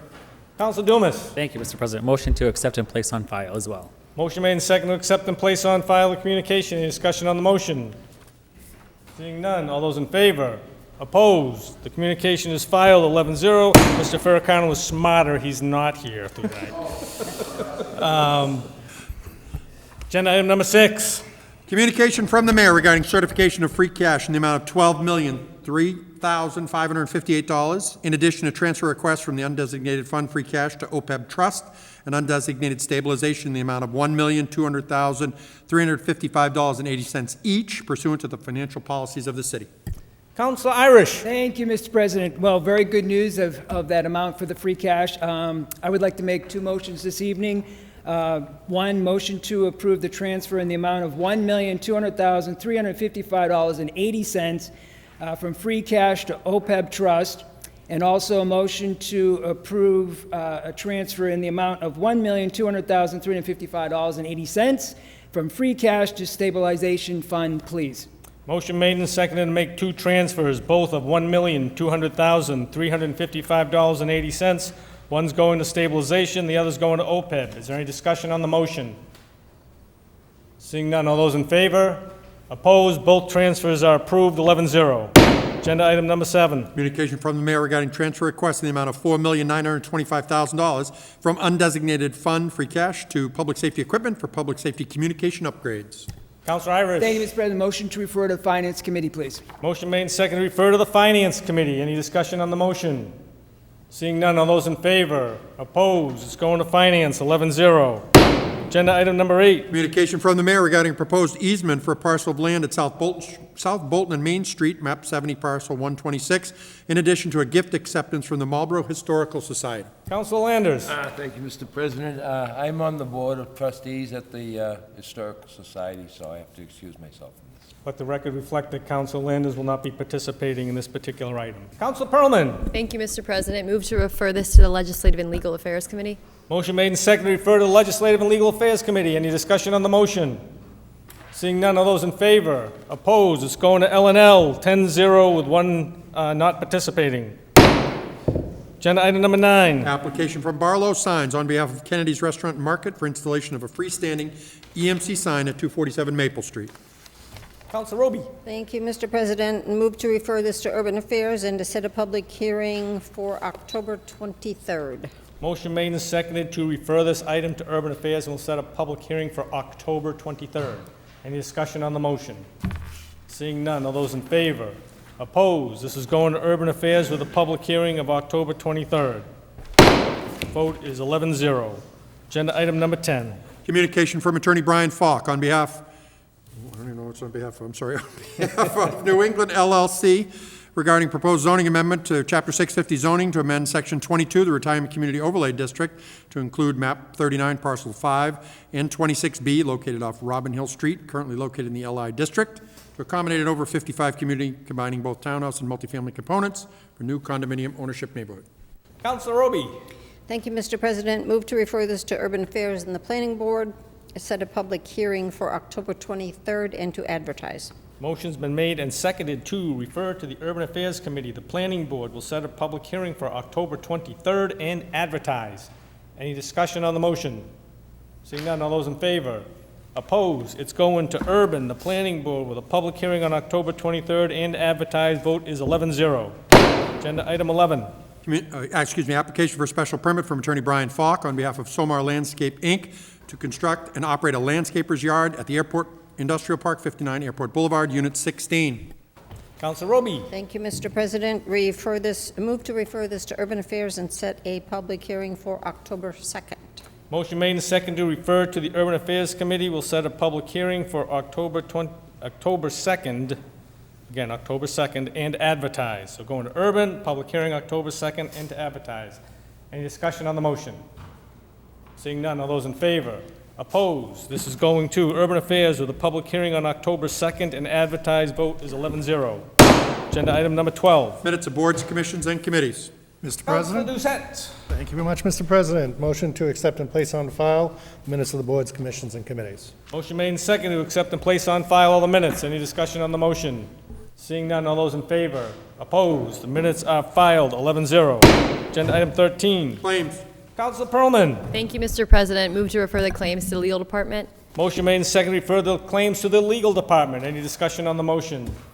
Seeing none, all those in favor? Opposed? The claims are going to legal, 11-0. Reports of committee. We'll start with finance. Thank you, Mr. President. Thank you, Mr. President. I would like to make a motion for a suspension, please, for order number 23-100-8934, please, and this is to advertise the $4,900,000 bond. Bless you. The motion to suspend the rules. All those in favor of the suspension?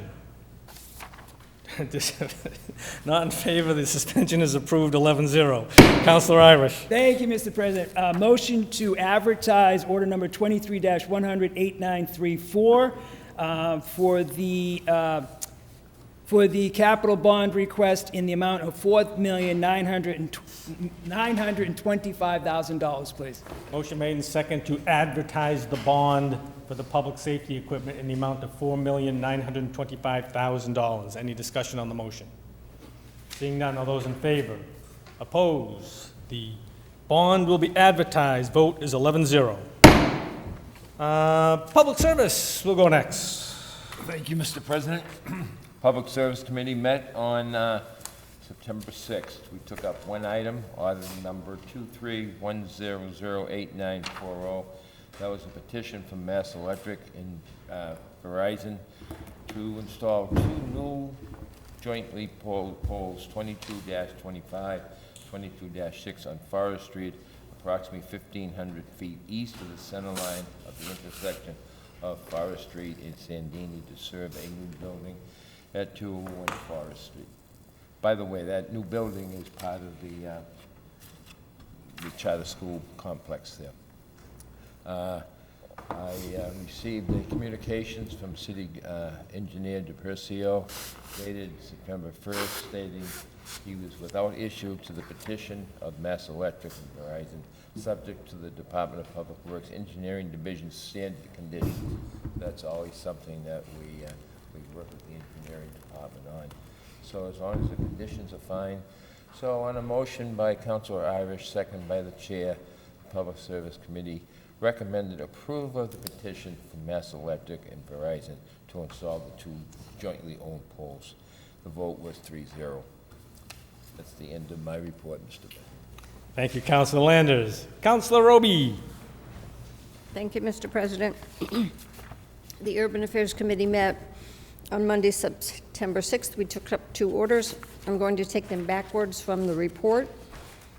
The first item is order number 23-100-8939, the application for a special permit from George Voriatsis to convert an existing structure into a multifamily residential building consisting of 17 units in the neighborhood business district at 358 Lincoln Street.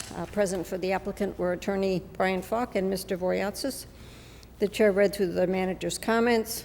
Attorney Falk had provided an updated copy of the special permit that included the comments from the managers, specifically those of Conservation and Sustainability Officer. I'm not going to read through because you all have copies of the report and know the details.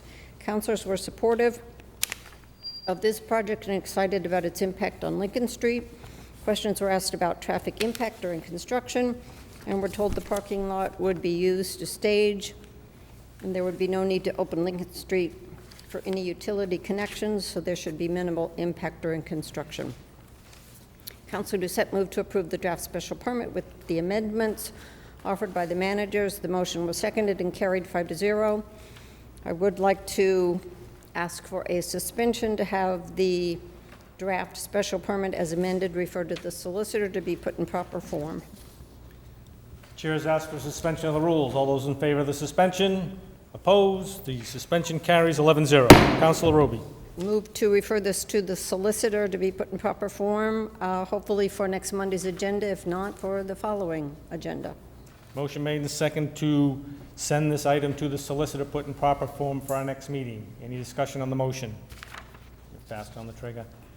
Seeing none, all those in favor? Oh, I'm sorry, Councilor Dumas. I had to recuse myself from this. Councilor, let the record reflect the councilor. Gee, there's a reason helping with that one.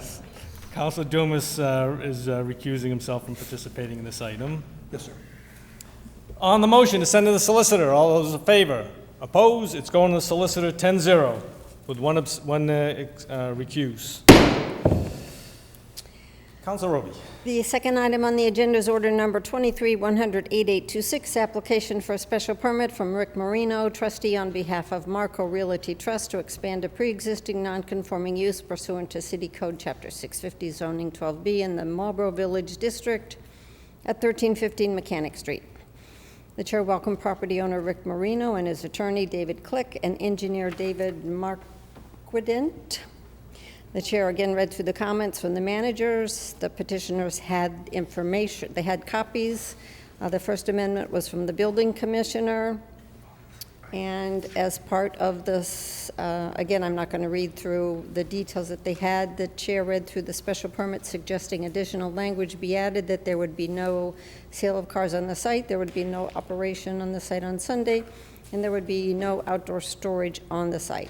Councilor Wagner stated her strong objection to approving the special permit and the requested expansion of the business, as the City Council had rezoned downtown. In 2014, an auto sales and repair were no longer a permitted use in the Marlborough Village District. Other councilors were in favor of allowing the expansion, noting the wide community support of the owner and his business practices. Councilor Doucette moved to approve the decision to grant a special permit as amended. And the motion was seconded, and the motion carried 4-1. Wagner opposed, and I will again ask for a suspension, but first I want to deal with the other suspension for the information that councilors received to amend what would be sent to the solicitor. Yep. So the chair of Urban is asking for a suspension of the rules. All those in favor of the suspension? Opposed? The suspension carries 11-0. Councilor Roby. Thank you. So after reviewing the meeting to be able to write up my report, I thought about the comments that were made by Councilor Wagner, and although I agree with her sentiment, I do still think this is an appropriate change in allowing this to expand the use that's there. But when I read through the language of the special permit, especially the findings of facts, and compared it to the application that the petitioner submitted, I was a little unhappy with the language, and I probably should have been more forthcoming as we discussed it in Urban Affairs to maybe amend the language, so I'm sort of doing it backwards. You have the original findings of facts, which has a whole lot of detail about exactly what they want to do in the building, with a whole lot of stuff, as I said at the Urban Affairs Committee meeting. I'm not going to read because it's just, there's way too much there. Instead, what I would propose is similar to what they have in their application. In accordance with Article 4, Section 650-12B, the applicant proposes to make certain non-structural modifications to the existing garage at the property, including improving the front facade, installing 2 garage doors along the side of the building, a new bathroom, equipment storage platform, and 3 automotive lifts, all within the current structural envelope for the purposes of conducting automobile repair services to complement and serve as an expansion of the ongoing use of automotive repairs at the applicant's abutting property at 19 Mechanic Street. In the special permit, there's an area that says, based on the above, the City Council makes the following findings and takes the following actions. The original says that the City Council finds the proposed non-structural modifications would not be substantially more detrimental to the neighborhood than the existing auto repair garage use of the site. And I take umbrage with that language because I do not believe it was ever an auto repair garage. And so I simply want to change auto repair garage to be existing glass repair use of the site. And then finally, in Section E, it's subject to the following conditions, which conditions shall be binding. The original has some language where it talks about the maximum hours for auto repair activities, excluding administrative and maintenance operations, which I have no idea what that means. So I tried to clean it up and just state all auto repair activities shall take place indoors, all loading and unloading shall take place within the site and not on Mechanic Street, and no deliveries of materials or equipment or shipments from the site shall be permitted on Sunday. The operating hours shall be Monday through Saturday, 7 a.m. to 7 p.m. There shall be no operation of business on Sunday. No sale of cars shall be allowed at this site, and no outside storage is allowed on this site. And I'm bringing this to you now after having a conversation, although through email, with the solicitor, that he felt it was better for the council to make the changes now rather than to have him put it in proper form and then changes like this being made. So I would appreciate the vote of the council to approve these changes, let this then new draft go to the city solicitor to be put in proper form, and if he sees any other changes that he feels necessary to make, he can do those as he would any other special permit. So I move to amend the draft to include my recommendations. Motion's been made and seconded to amend the special permit with the new language proposed by Councilor Roby. Discussion. Councilor Perman. Thank you, Mr. President. I just had a question. I know you mentioned you discussed this with the solicitor. Was this also discussed with the applicant and was amenable, or this would be just for that draft that we would then receive at the city council meeting? It was not discussed with the applicant. There were some questions asked at the public or at the Urban Affairs Committee meeting, and I think that the applicant got the sense that the city council has the ability to write a special permit the way we want to write it. And if they don't like it, they cannot go ahead and do the special permit. So these changes may not be liked by the applicant, but to me, they're important enough changes that I hope you support them. And I don't think it will in any way impact his ability to run his shop and do what he has stated he wants to do. And all of the residents that spoke in support of still be able to go and use his facility. Any other discussion on the motion? Councilor Wagner. Thank you, Mr. Chair. I appreciate the effort put into this, but it feels, it loses, I'm not sure what it actually accomplishes. So like in the first part, when we talk, the language of all the things, the list of all the things they can do is removed, and it's shortened under the finding of facts, but the fact remains they're still going to be doing those things in there. To me, it still goes to the bottom line of we're looking at making this change which will allow this automotive repair place to expand. And I do appreciate that the community seems to really love this business, and I think that's wonderful and it's an asset to our community, but if they've outgrown the space, then they need to look at a more appropriate space. And while I appreciate this effort, it doesn't achieve the ultimate objective that zoning, automotive's not allowed in the downtown Marlborough Village area. This is still, to me, that it is missing the point.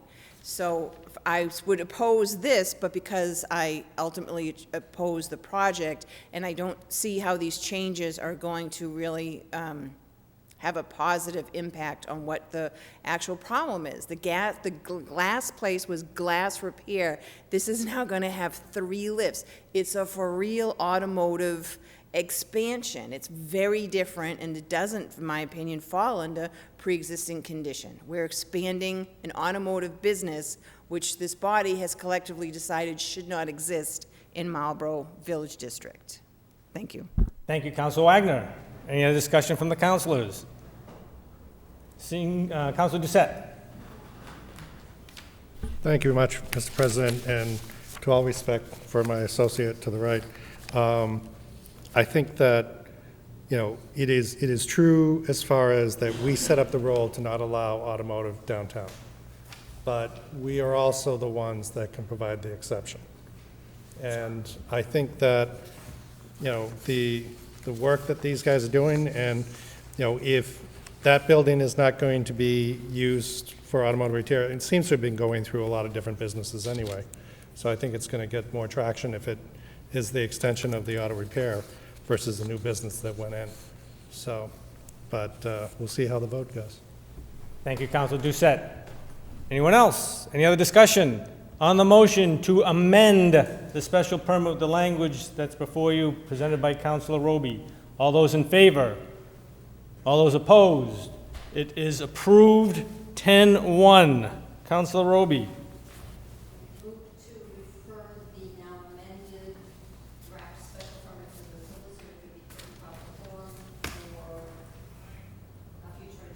Microphone wasn't on.